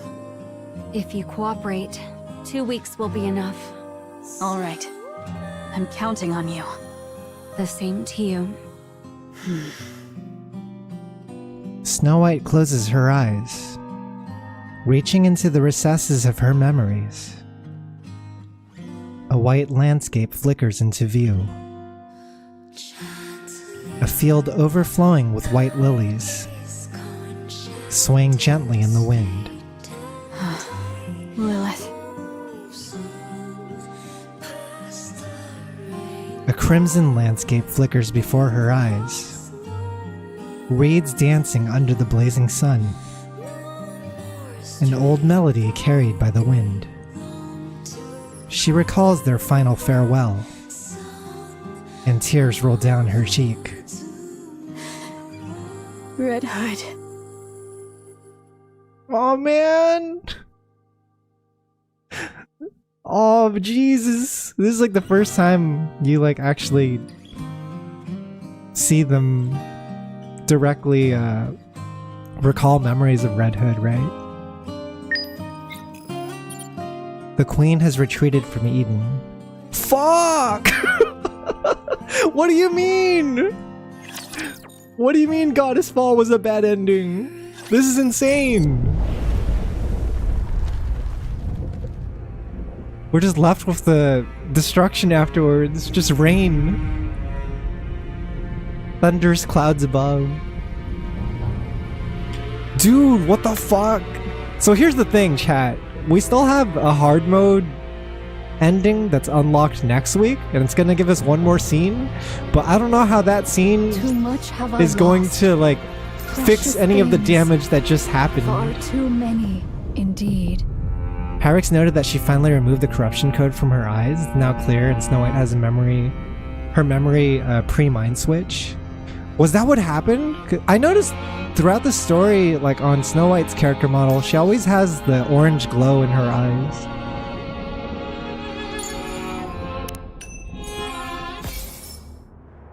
Now we can collect the BGMs. Dude! Weiss, how ere did this come to be? Usually with anniversary events, you can like expect some kind of conclusion that sets up like more of the story in a positive way, but this is the first anniversary event out of all the ones that I can think of that is actually ending in an L. Where the characters straight up lose, right? Yeah, Nihilister fucking suicided attacked. When they called this event Goddess Fall, Precious things. it was actually Far too hinting many, at the fact that everyone was going to die. It wasn't just about the queen coming down from the sky, from space, but it was also like everyone we know on our side will fall in battle, right? I thought Nayuta would carry harder, I'm gonna be honest. I thought Nayuta would like 1v1 the queen or some shit and take it home, and Dorothy would show up and then they'd all high-five each other. Oh shit, it's Dorothy. Too much have I lost. What's she doing down here? Precious things. Up here.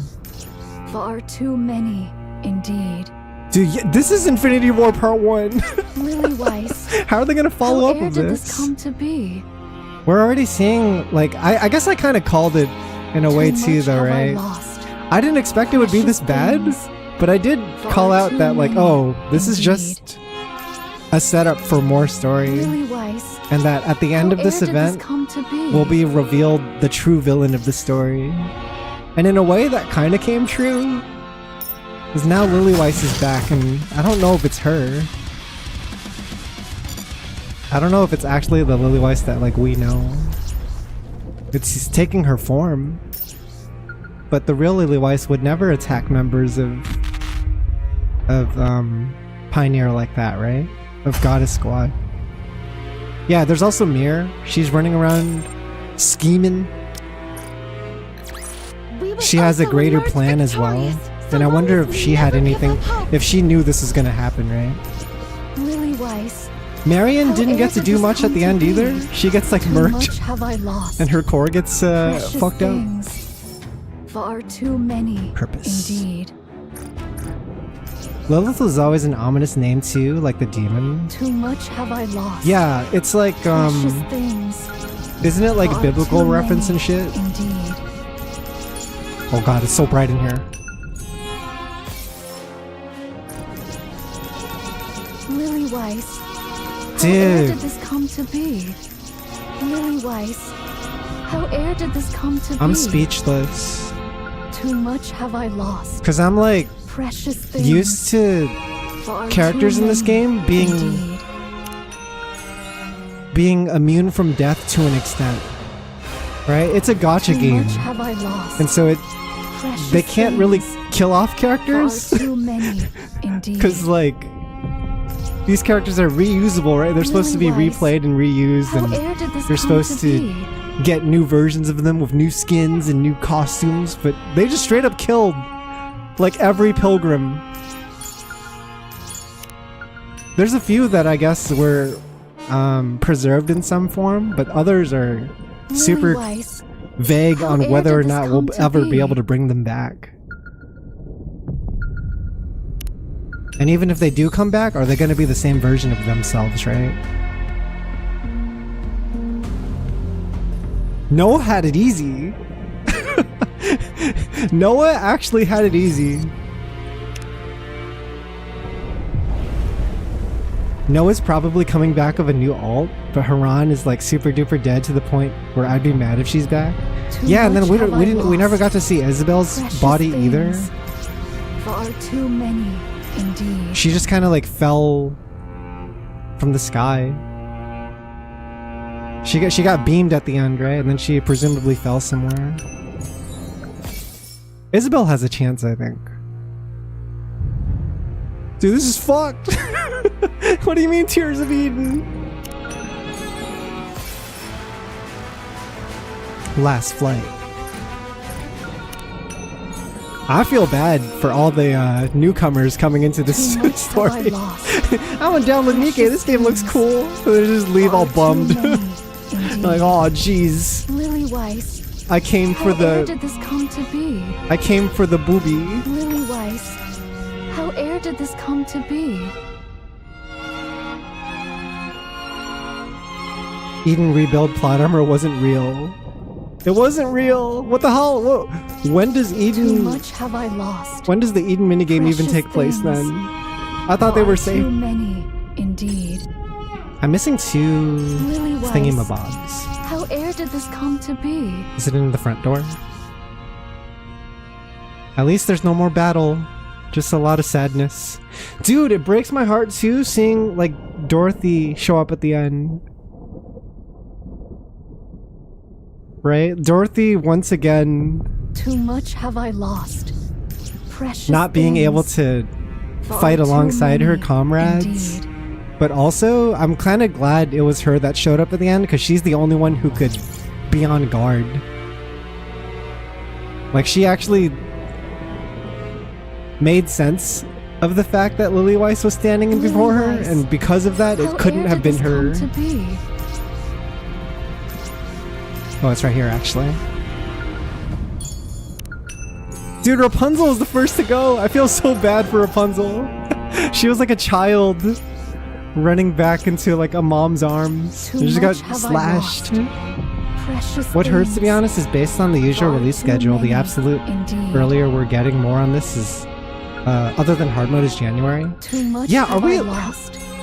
Precious things. Because right now it's October, right? Too many, indeed. Did they reveal a release schedule for this year?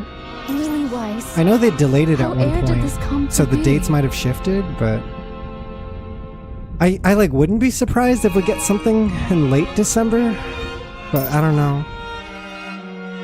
We'll get something New Year's for sure. Hey, look, minigame time, guys. Look at this minigame. Wow. Everyone's alive. I got a Mecha Noah and Mecha Haran. Are there any real versions of them, or are they all Mecha? Actually, come to think of it. Cecil's alive. Cecil is for realsies. But everyone else is Mecha. They're all Mecha! Wait, hang on. Hang on! Oh no! They're all Mecha! These aren't the real versions of them. Oh, this is fucked. This is fucked. Oh yeah, this is the minigame they have for this event. It's been pretty cool. Because as you do it, you get to uncover backstory on the characters of Eden. I'm getting some right now. Unfortunately, it's not voice, or you guys are going to have to put up with my reading voice again. Sorry. Loading. Beginning playback. Sim Tower Boomers versus Fallout Shelter Zoomers. Dorothy ventures out in the center of the sun-dappled garden. It's cold. I don't think there's anything wrong with the temperature system. Should I increase the temperature? Is this after the Goddess Fall event? Now that Dorothy's back home? Or is this a flashback? Cecil? Would you like me to increase the indoor temperature for you a little?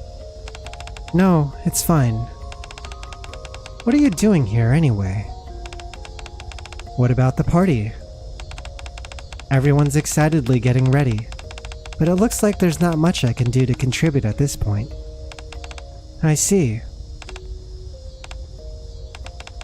Congratulations, Dorothy.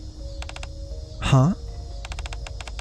We may not have achieved any real results yet, but we've effectively accomplished what you spoke of when Eden was established. To gather those who escaped the Ark, and form a new squad with our own hands, one that carries on the legacy of the Goddess Squad. What felt like a gamble has almost become a reality. You're right. To be honest, I didn't expect this plan to actually come to fruition. Back then, they wanted to use my brain for a project to develop an AI that modeled after the human mind. One that would serve as a counter to Enoch. If you hadn't helped me escape the Ark, I probably wouldn't have agreed to join you. I thought it was an overly unrealistic gamble. That's crazy. She was supposed to be a counterpart to Enoch? That's how big brain she is? Yeah, so this is after... This is a flashback still. I'm just confirmed that, but it was after the Eden Squad had like proven themselves in simulation. They're doing like combat simulations and they're like, oh wow, we're actually working really well as a team now. And we're finally building a place outside the Ark that we can be proud to live in. Right? And yet, despite your misgivings, you're still hanging in there. You saved my life after all. It's the least I can do. I also got to study the Grimm's model. Weapons that now exist only in hidden records. The idea of getting to craft similarly powerful weapons was exciting. Oh. So that's why Eden's tech is so fucking good. It's because Cecil's in charge, but also she got to like view the old technology that they had access to at the Ark. We've also achieved positive results much more quickly than I ever thought possible, which makes me really happy. Glad to hear it. You don't look happy. Huh? I thought you'd be more excited than anyone to see Eden progress. But you don't seem all that happy about it. That's not true. Of course, I'm happy. I just don't broadcast it to the world like everyone else. How much longer are you going to stand outside the circle? How much longer are you going to watch everything from a distance? What are you... From rescuing me to the pursuers in the Ark, or from rescuing me from the pursuers in the Ark, to proposing that we build a dream home, to rescuing Johann, testing Haran and Isabel, and accepting Noah. Up until now, you just think of everything as part of the journey towards your goal. You've never actually considered us your comrades, have you? You've been judging me and making assumptions about me. Could you please stop? When have I... Your only comrades were those girls from your past. As for us, we're nothing more than a means to an end. Isn't that right? What is it you really want to say? Try to feel like you belong. Get along with your squad mates. Is that what you're getting at? Lecturing me like some kind of expert? No, not at all. I just genuinely want to know. In Eden, the decisions of others should not be interfered with, as long as they don't harm its interests. Isn't that the rule? So, regardless of what you choose, I don't want to force my opinions upon you. Don't you think it's even worse that you know the rule, yet you're still asking me such questions? You're right. I definitely crossed the line this time. I apologize if I offended you. Whatever. You can go now. I want to be alone. Alright. Still, I hope you'll come to the party. Everyone seems to be waiting for you. We'll see.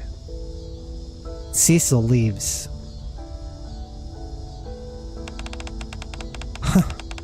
You want me to step inside the circle?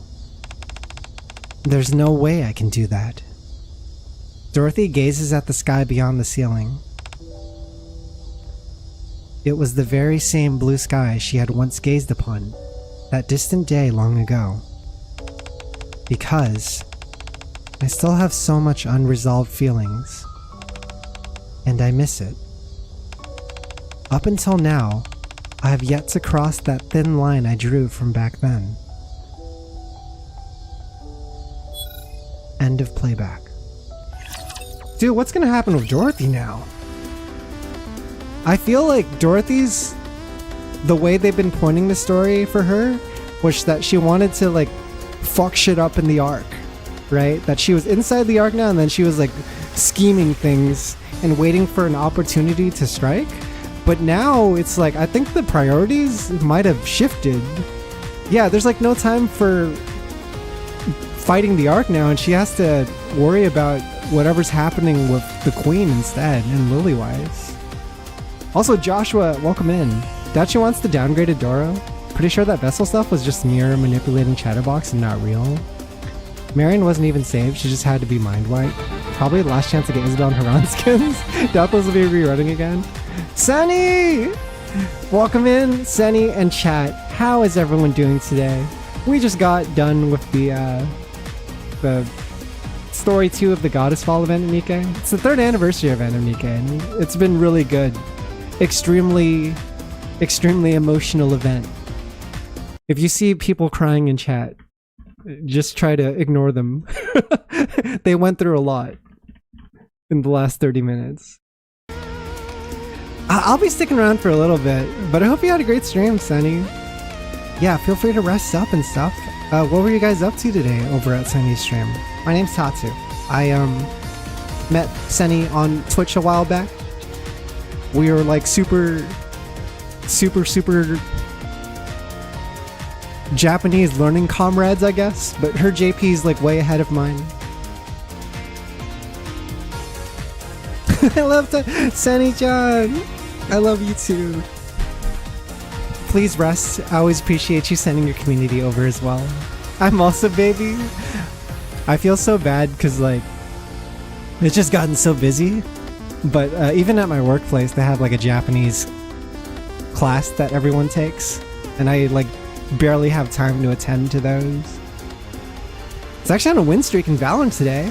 First time in a bazillion years. Yo, congrats on the win streak. You love to see it. Hell yeah. Oh yeah, give Sunny a follow, guys, if you want to see a cracked Valorant gamer.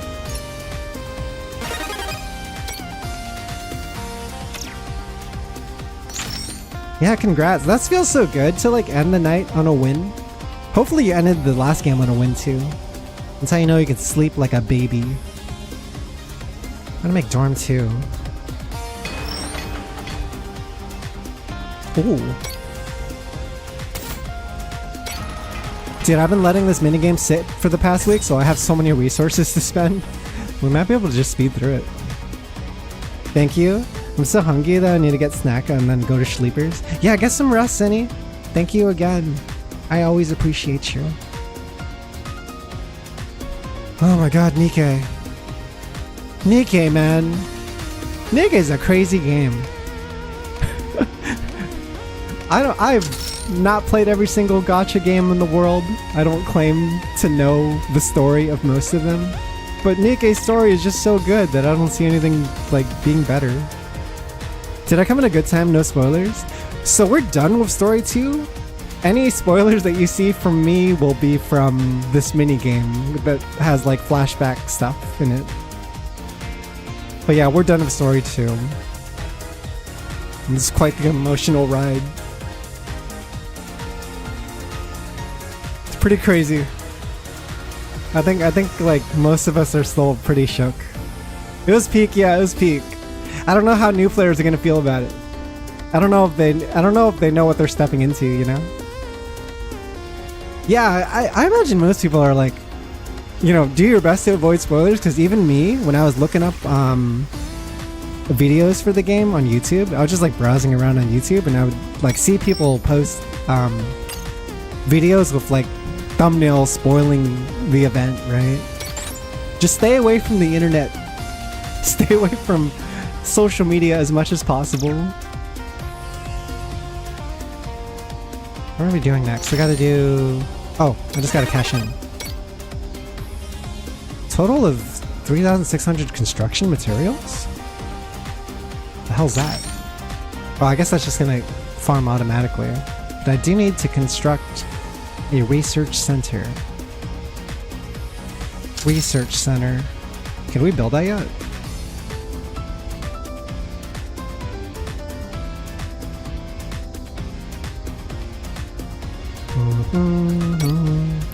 I don't know if I have a research center, unless it's like one of these. Oh, here it is. Wait, what does this do? A key facility in Eden where various scientific technologies can be researched. Very good at not being spoiled. Let's see, there's an effect in Eden called Facility Synergy. There are effects that activate when you build facilities according to specific conditions. While most of these effects are similar to unique effects that units possess, Facility Synergy grants additional beneficial effects. Keeping Facility Synergy in mind when placing facilities is a great way to improve efficiency. I'm surprised they're telling us this now when we've had like a week to spend with the game.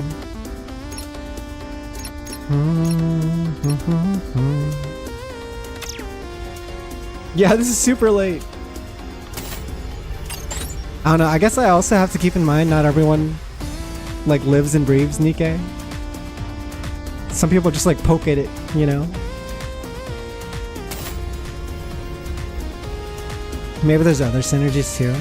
Yeah, I just figure with this type of minigame, I'm gonna like tear everything down eventually and then rebuild to get like the perfect build. And there's so many spaces we haven't even used yet. All the stuff up here. Alright, we just gotta wait for the rest of this stuff to fill up. I guess I could try to speed it up. What's the fastest way to get like this resource, the special material?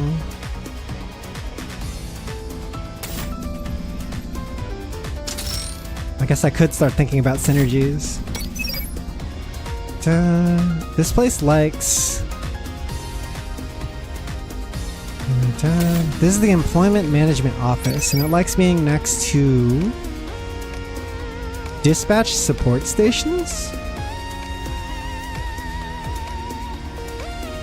Do I have those yet? Dispatch support station. I don't think I have it yet, but I see it here. So I guess that comes later.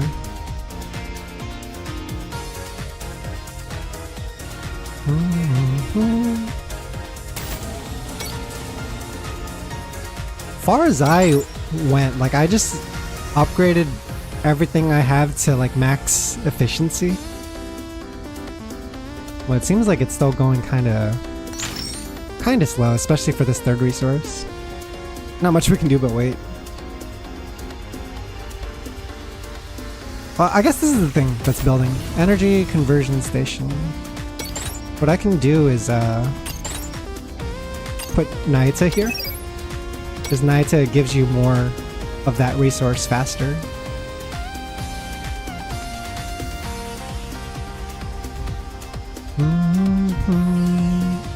I love the music in this mini game, by the way. It starts like changing with the weather. Why are you angry? Why is this robot angry? What's the matter?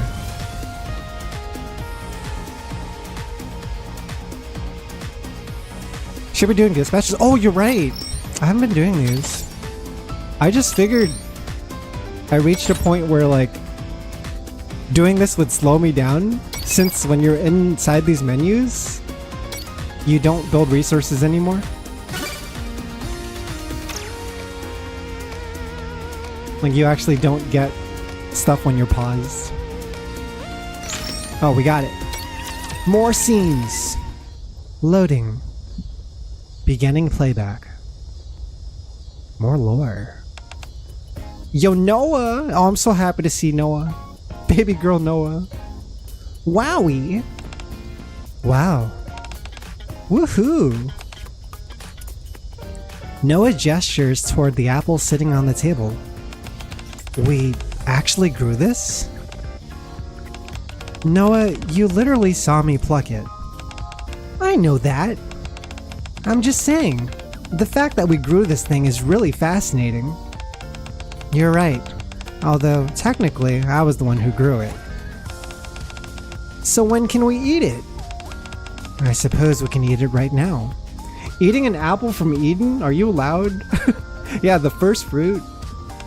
Isn't it forbidden? Right now?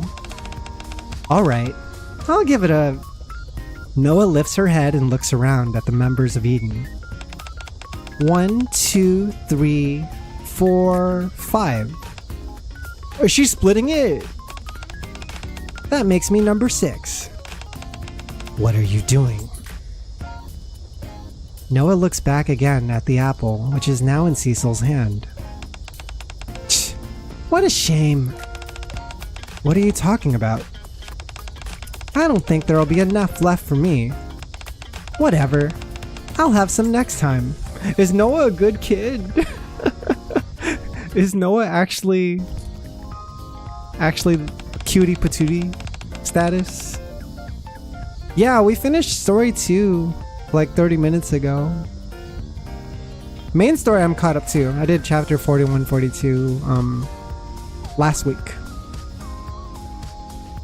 So we're pretty much like just waiting on the hard mode ending, I guess. I can't. I know. I know.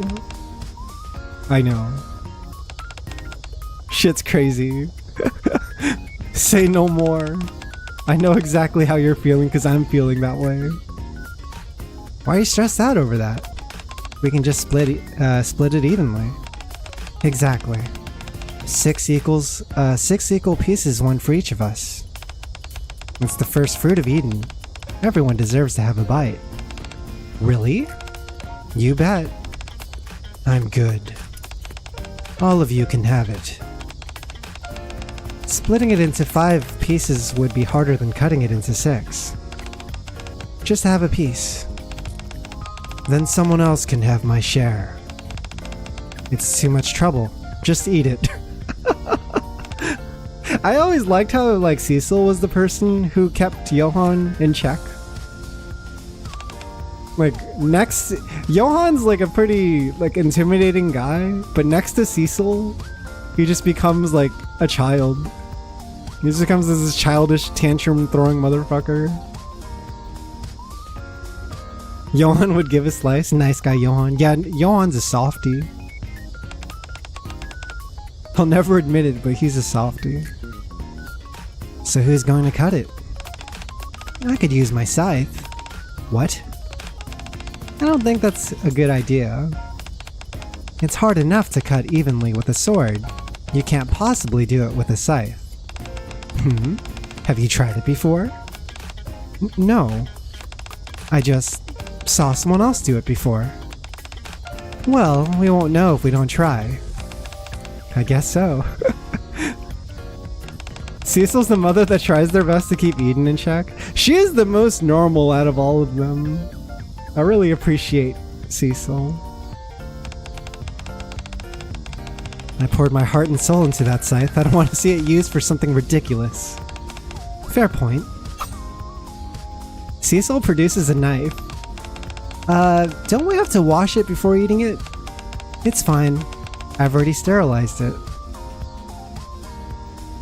Do you guys grow fruits and vegetables of your own? I have friends that do it, and I'm like, huh, that must be an amazing feeling. You're just like growing stuff in your backyard, and it's like food, and you have to like nurture it until it grows and becomes something that you eat. It's such a simple, primitive thing, but you know, like I think most of us can't relate to it because we often buy food prepared by other people. You know? I used to have a huge orange tree. It was like my child. All my parents ever did was like when we would drive home from somewhere, we would like pull up to someone's house, like some stranger's house, and then steal their fruits. That's what my parents did when I was growing up. My parents are thieves. These vegetable and fruit thieves. My father has a farm at the province, so he gives it to us whenever, when they're perfect for harvesting. Ooh. I don't know, man. If you ever put me in like a survival situation or like, you know, had me do stuff like farm work, I wouldn't know what the hell to do. I wouldn't survive the winter. We used to have tomatoes. Yeah, isn't there all the stuff to crop growing? Like you're not supposed to use the same space twice. You're just like supposed to rotate it. You gotta do all this fertilizer crap too. There's so much work to keep them safe. Yeah, because don't you have to worry about like pests and stuff too? You gotta babysit that shit. Alright everyone, 1 for each of us. Here you go, Noah. Try it. You're letting me have it first? Yep. Noah grabs a slice of apple. She's so shocked. The pass. Whoa, it's so good. You guys have to try this. Alright, we'll have a bite too. Thank you. Haran and Isabel both grab a slice. Haran and Isabel look so good next to each other. There's these 2 hotties that are kind of like they're baddies, you know? Just 2 baddies standing next to each other, up to no good. It's really nice. Splendiman's got nothing on this. That's because this is real. That's true! In the Ark, they just grow artificial and fake food. This is like real food. And you, Johann? I really don't. Do you want me to feed you? I'll eat it myself. Johann and Cecil each take a slice. Not bad. It sure is. Now you, Dorothy. Dorothy eyeballs the last slice of apple, then picks it up. Wow. It's pretty good. That's cute. There's just a flashback of them eating apples together. It's such a simple scene. You know what I like about like stories done well is that eventually if your characters are good enough, you can put your characters in any setting doing anything and it'll be interesting to look at because those are well-written characters, right? Like the big example I can think of is whenever you take like the One Piece crew, like the Straw Hat Pirates, and then just have them like chilling on the ship. They don't have to be doing anything. There doesn't have to be a villain. There doesn't have to be a conflict. It's just the Straw Hats in their like usual slice of life environment, right? And like Luffy's hungry and being a fucking brat, and Usopp and Chopper and all them are like up to no good on the side, and Zoro's probably sleeping somewhere. Like everyone's already have like a pre-established personality, and it makes them just interesting interacting with their natural environment. Ooh, I gotta make a employment support office. Does that go here? Da-da-da. Yeah, it goes here, I think. This is the one that synergizes, right? No, that's dispatch support station. What does this synergize with then? Does it say here? Oh, the music changed. I gotta make a power plant Mark IV as well. What does Mark IV do? What? No way! It's OP! Mark IV also applies underneath. So I could probably put it here. Snow White was here.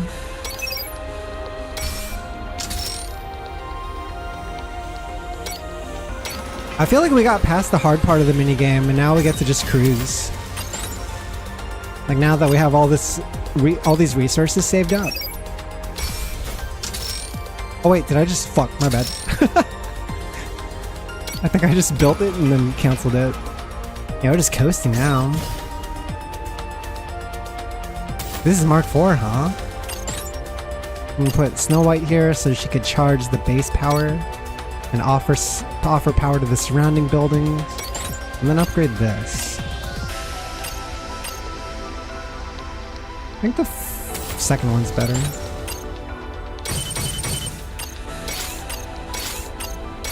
I hope we get tracks from this soundtrack soon. Maybe they're coming next week. I realize this soundtrack's actually really good for this OST. Oh, I'm sad, Synapse. I'm so sad looking at these mechas. Mecha Haran.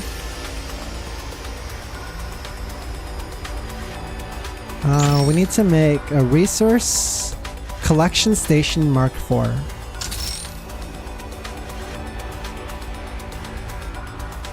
Oh. Okay.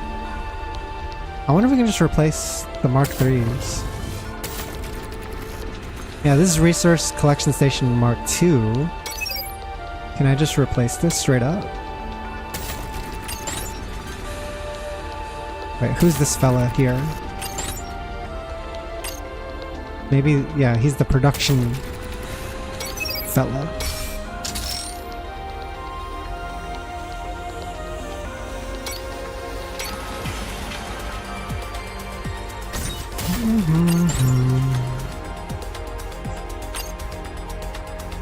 Wait, where'd he go? I cannot find him. Where's the guy I was just looking at? Is welcome to Shannon Solar too? Man, I love all the pilgrims. They're all so cool. They're the all-star of NIKKE units, you know? It's like the best of the best.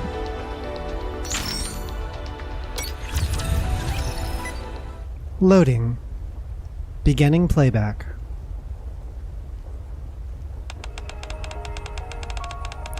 Johan, you're way overdue for a checkup. You know that, right? Yeah. You always say that, but do you ever consider actually getting a checkup on time? Dude, isn't this dude's body like super fucked up because he's like barely even human anymore? He just got like a bunch of machine body parts and stuff. Your body isn't like us NIKKE's. There's no telling what could happen. Do you want to freeze up in the middle of a battle with the Raptures? I'm here for the checkup now, aren't I? Yes, I suppose you are. Since nagging won't change a thing, let's get started. You know the drill. The scan should take about 10 minutes. Just lie down and stay still. Okay. Cecil leaves the room to operate the body scanning machine. Johan lies down on the device.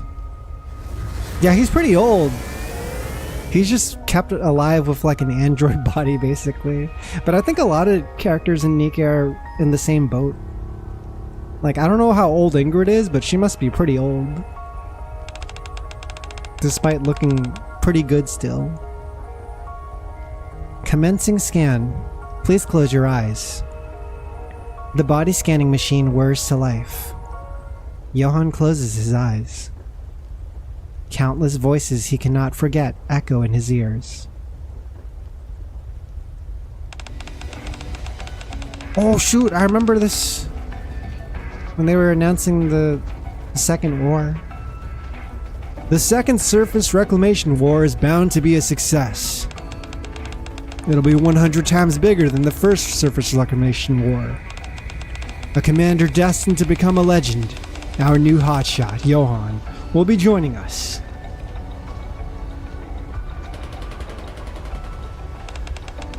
Do we really have to die like this? So meaninglessly? I don't want to die. I don't want to die.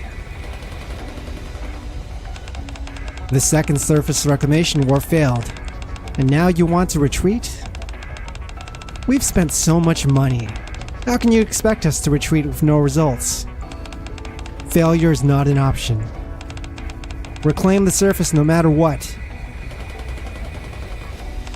I like how the scenes are like transitioning just through gunfire. Johan's dream. I want to make that dream, our dream, of a reclaimed surface, a reality. I'm sorry, Commander. Due to the recklessness of the new executive commander, Hotshot Johan, the second surface reclamation war has been deemed a failure. The central government has detained him for further investigation at the rehabilitation center. Breaking news. Johan, the executive commander from the second surface reclamation war, has escaped the rehabilitation center and is headed to the surface elevator. Oh, that's when he left. Johan, you're surrounded. From now on, shoot anyone who defends Johan. They're all traitors to the Ark. You can't die here, Commander. You have to survive.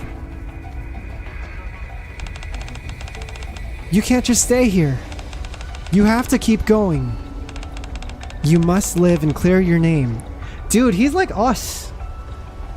He's just us from a different time.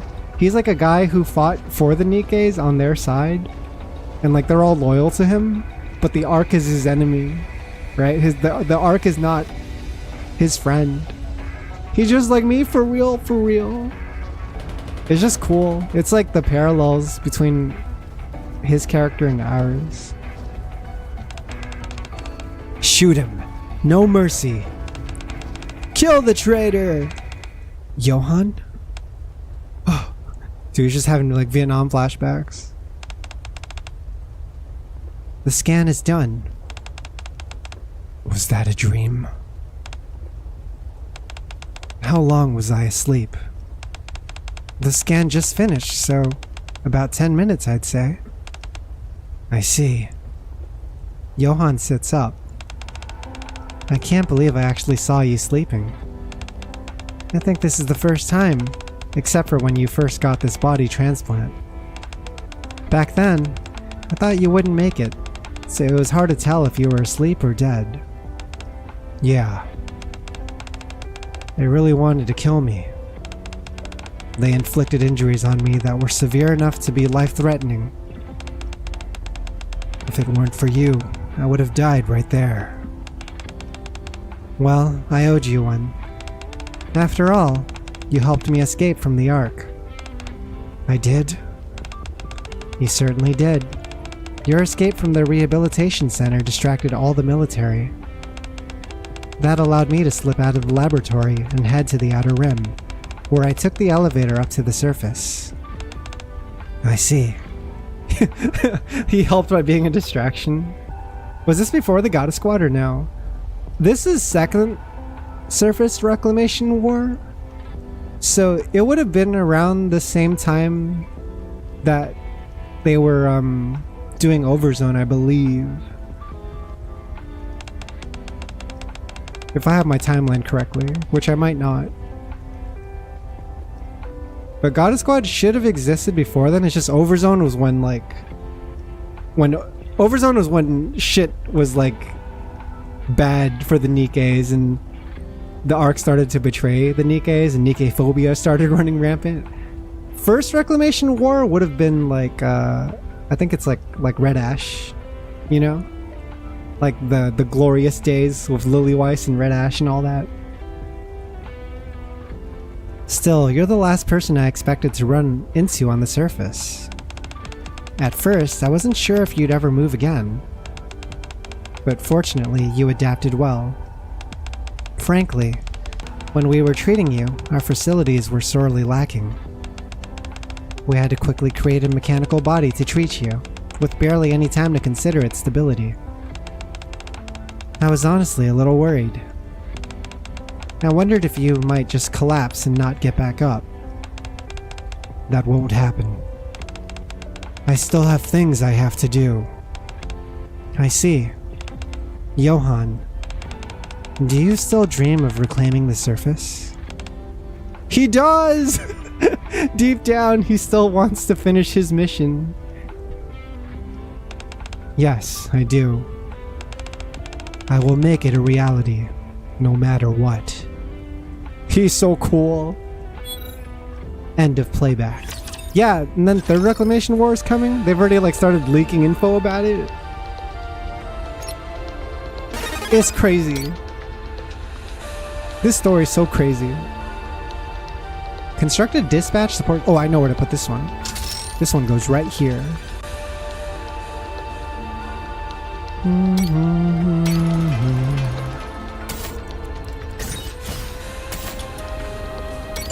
What is this? Oh! Amount of resources increase or success rate? Probably resource increase. Probably this. But they introduced this too late. Like, this is not even useful anymore. Who cares about this now? We already got past the hard part of the game. Yeah, fuck about the bosses too. Wait, which bosses? Bosses? Assign any unit to the dispatch support station. Oh, any? Does it matter who I put? Have some Mecha Johan. I don't know. He doesn't do anything here, I don't think. Loading. Beginning playback. In a garden in Eden. Lovely weather. Haran stares absent-mindedly at the sky beyond the ceiling. Never thought I'd be able to stare at the sky so peacefully. We went through so much on the battlefield. And yet, somehow, it led to all this. I never could have dreamed of a moment like this back then. Haran. Oh, hey Johan. What are you doing here alone? The weather's absolutely perfect today. I figured I'd soak up some sun and enjoy this moment of peace. A moment of peace. I know, it's strange, isn't it? A few years ago, I never would have imagined I'd be enjoying such luxuries. Just goes to show that life and fate is truly unpredictable. I'm not sure I follow. Excluding Dorothy and Noah, everyone in Eden is here because we escaped from the Ark after the Second Surface Reclamation War. I just find that so intriguing. All those horrible things I went through, things too painful to revisit. Who would have guessed that such strong bonds would come from that? It makes me realize that life really is so unpredictable. I see. If my old squad mates knew that the one and only hotshot Johan was my commander, they'd probably drop dead from shock. Don't you resent me? What do you mean? I bear some responsibility for the Second Surface Reclamation War. Why would you ask me such a question? Never mind. It was a ridiculous question to begin with. You don't have to answer. Huh. I see no reason not to answer. I don't resent you. Didn't I tell you when I first got here for training? Whether it's me or my squad mates who stabbed me in the back, we were all sacrificial lambs sent up by the Ark. I viewed you in the same light. You were another scapegoat created by the Ark. They used you however they pleased, and when they had no further use for you, they tossed you aside. You were just a grunt wearing the guise of a hero. It's us! We're gonna be him in like a few more months. Maybe a year. Whenever it's convenient. And maybe we'll need Dorothy's help when that time comes. Ring up Dorothy. So about that revenge thing you had in mind. So no, I don't resent you at all. There isn't a trace of hatred either. I've never asked her, but I'm sure Isabel feels the same. As far as I can tell, she genuinely believes that you're her commander and would follow you anywhere. You think so? So if you're still holding on to any guilt, let it go. Clinging to the past will only serve as a stumbling block for us now. Right now, we're not disposable cards to be discarded when things go wrong. We're a team, aren't we? You're right. We are. Huh, that's more like it. Haran. Yes? Thank you. What? Did you just thank someone? I've gotta go. Johan takes his leave. The one and only Johan actually thanked me. Huh, I knew it. Life truly is full of unpredictability. That's crazy. End of playback. Who's recording all this footage anyway? All these intimate moments. Everything's going smoothly. Let's continue the reconstruction. Dude, it hits harder now when she says the words, my commander, when referring to Johan. Like, she genuinely means it from the bottom of her heart. Gotta make dorm 3. Does dorm 3 go next to dorm 1 and 2? Right here.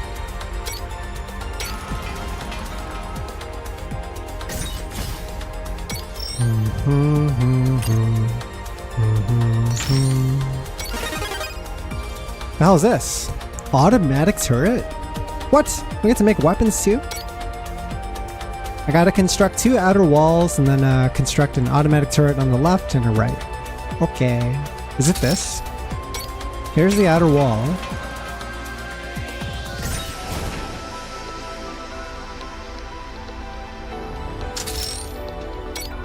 I don't see everyone enjoying this minigame, but it's definitely up my alley. Once you get the ball rolling. I don't know. It's kind of weird because they released this minigame next to the Surface minigame, and I think that they both are the same type of game. They're like slow-paced, chill-out type of games, and I don't know if that was like the right move. You know, it's kind of like competing for the same niche. Eden reconstruction progress confirmed. It's not perfect yet, but we've nearly restored Eden to its pre-attack state. What's left now is the command center and the upper level passage. Rebuilding those two will require a lot of resources, so we'll need to stock up adequately. Okay. Now we have to wait again. Boo! I should be more than enough resources to do the last part. But I might poke at this in the next coming week. You enjoy it? You enjoy it a lot? Yeah, I like it too. But also it's like... It makes sense that I like it because I like making things efficient and optimized, and that definitely is something you do in this event. Like figuring out where to put buildings and where to put the stations that power those buildings and where to put certain units and stuff. It's kind of satisfying, right?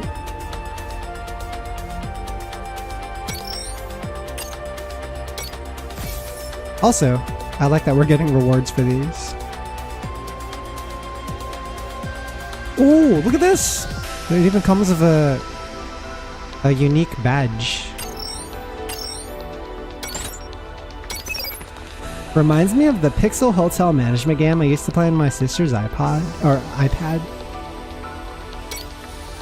You remember that one? Pixel Hotel Management?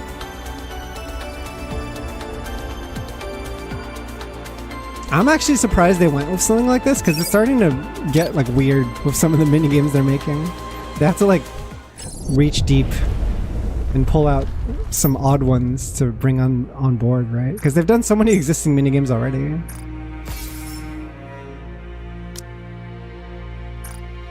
Oh, do we get a wallpaper? Oh, what's this? Goddess Fall. What is this? What is this? I want to take a better look.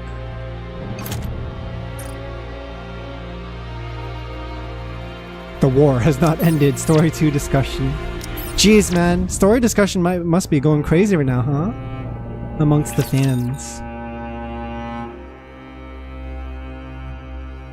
It's like anyone who unlocked the chapters early. 3rd anniversary special present. What's this? Ooh! 5 memory films for everyone to watch more stories in the past. I think I'm finally stocked up on memory films. Like I'm finally at the point where I don't have to worry about them anymore. I can just unlock every single event in the archive. Alright, what is this? I want to see this art. Oh, that's cool! It's the whole cast of Goddess Fall. And what a cast it was. It's basically all the pilgrims, right? Like, who's actually missing here?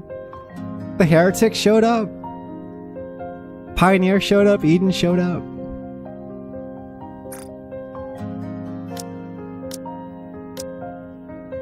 I guess Old Tales didn't show up, and then... No, it's just Old Tales, dude. It's just Old Tales. Because they're in main campaign right now, right? It's called Tiny Tower? That's the name of the game? Old Tales is putting in work in the main story too, man. I was really happy to see them again. Oh man, so Liberalia just dropped, guys, and I pulled her on both my accounts using the gold vouchers. And now I have to like kind of prepare for solo raid. It seems like people are already labbing her. She's got strong synergy with Scarlet Black Shadow. And she's also a wind unit, so they get along well together. They'll probably be on the same team moving forward.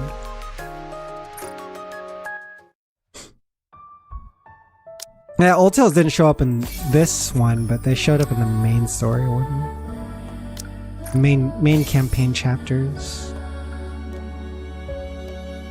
But yeah, how are we doing on time? That was a 4-hour stream. I could call it here, and then we can find someone to raid. Let's just do that. I'm gonna do some solo raid prep stuff off stream. Figure out what to do with my Liberalio. In the meantime, let me see here. Who's online? Who's online?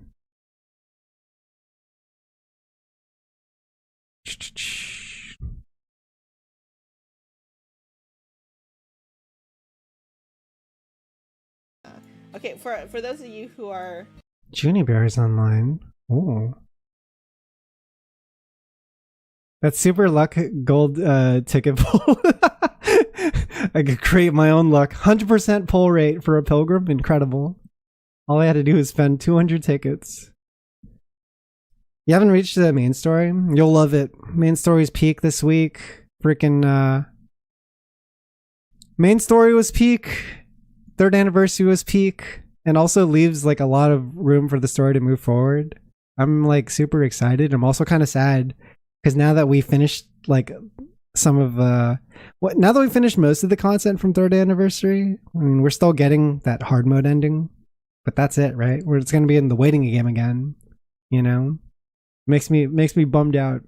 I'm expecting like one big voice event in winter, like similar to the past year winter events that we've had, but that might be it. Might be it for the year. And then it's just waiting for New Year's from there. Man, NIKKE was crazy good this week though. Hope you guys liked it as much as I did. I will be sending you guys off to Juniberry. They recently did a new debut for a new Live 2D avatar. They're a Panda VTuber.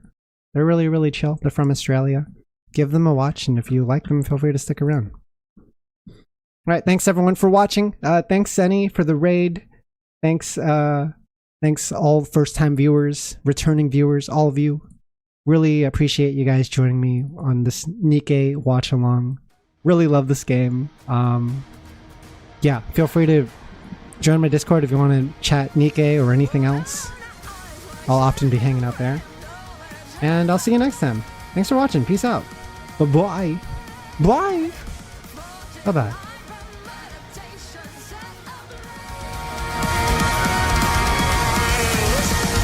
Rise, the mantracles from mountain peaks. And now the echoes rise to awaken flame within eternity.